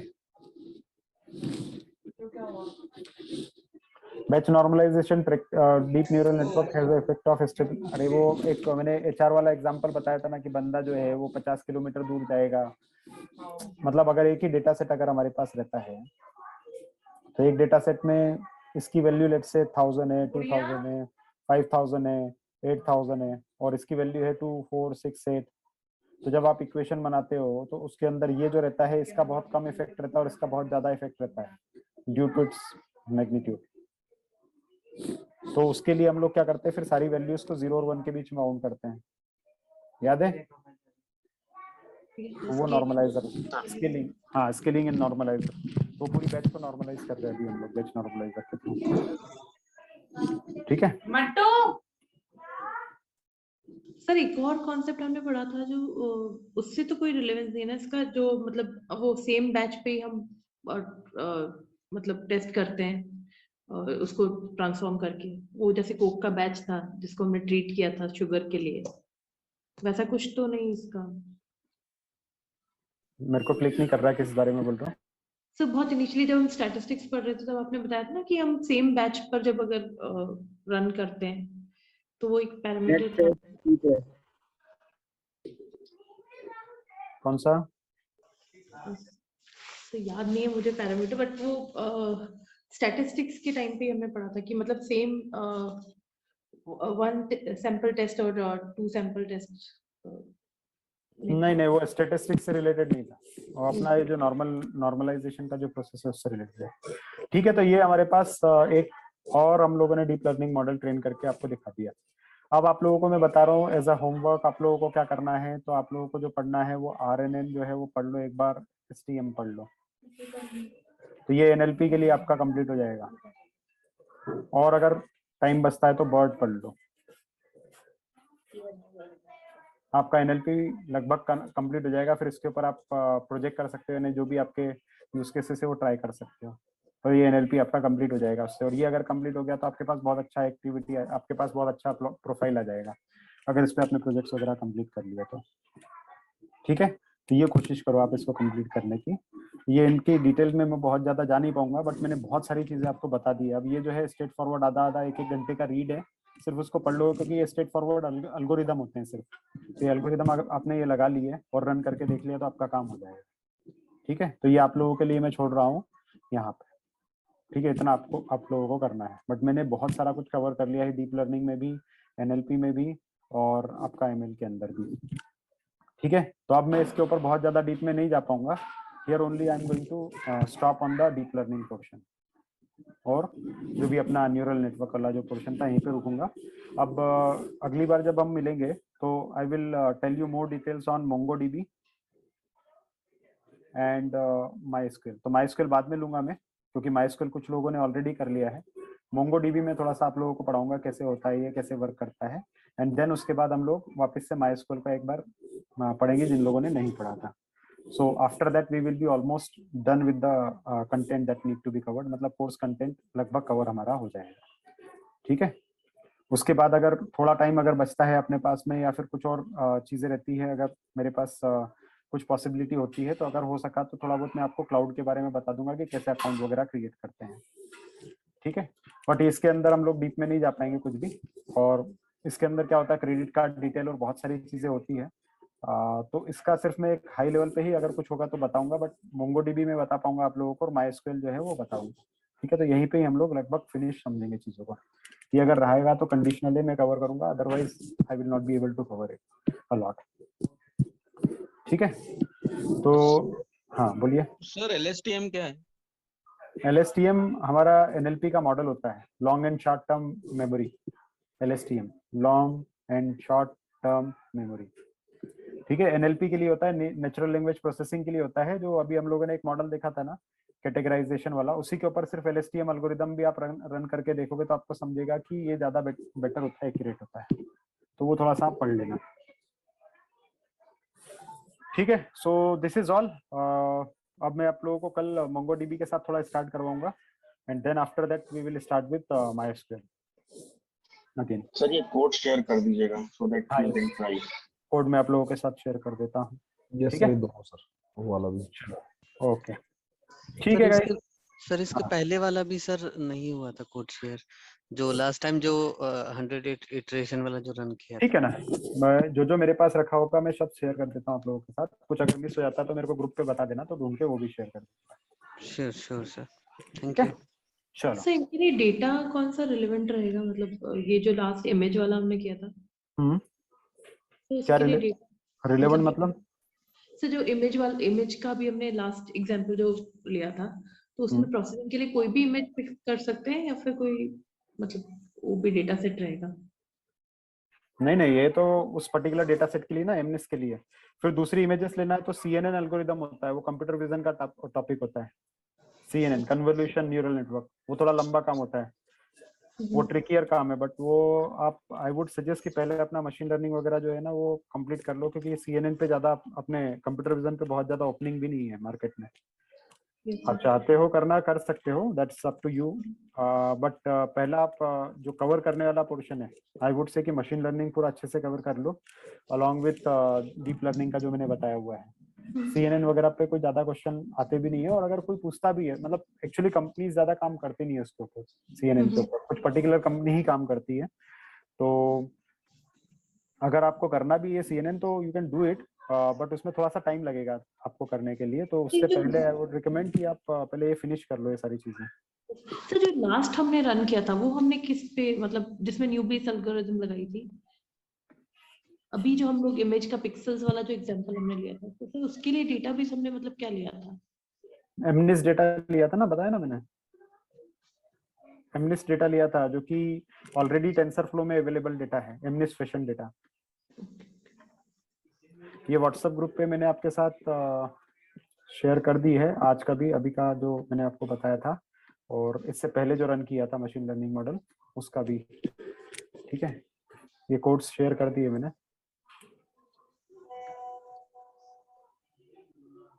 अभी आप चेक कर लो, कुछ और मिसिंग हो तो मुझे बताओ। सर इसका ये वाला जो इमेज वाला था उसका भी आप डेटा का नाम शेयर कर देंगे क्या, मतलब जस्ट मेमोरी में रहे, क्योंकि कोड में ही है वो, जो कोड दिया है ना उसी में ही है direct. Okay, complaint classification data set भी शेयर किया, डेटा सेट थोड़ा सा बड़ा है कंप्लेंट क्लासिफिकेशन वाला, तो वो आई थिंक टाइम लेगा व्हाट्सएप पे आने में। कोड तो मैंने शेयर कर दिया आपके साथ में, देखता हूँ कंप्लेंट क्लासिफिकेशन आता है क्या।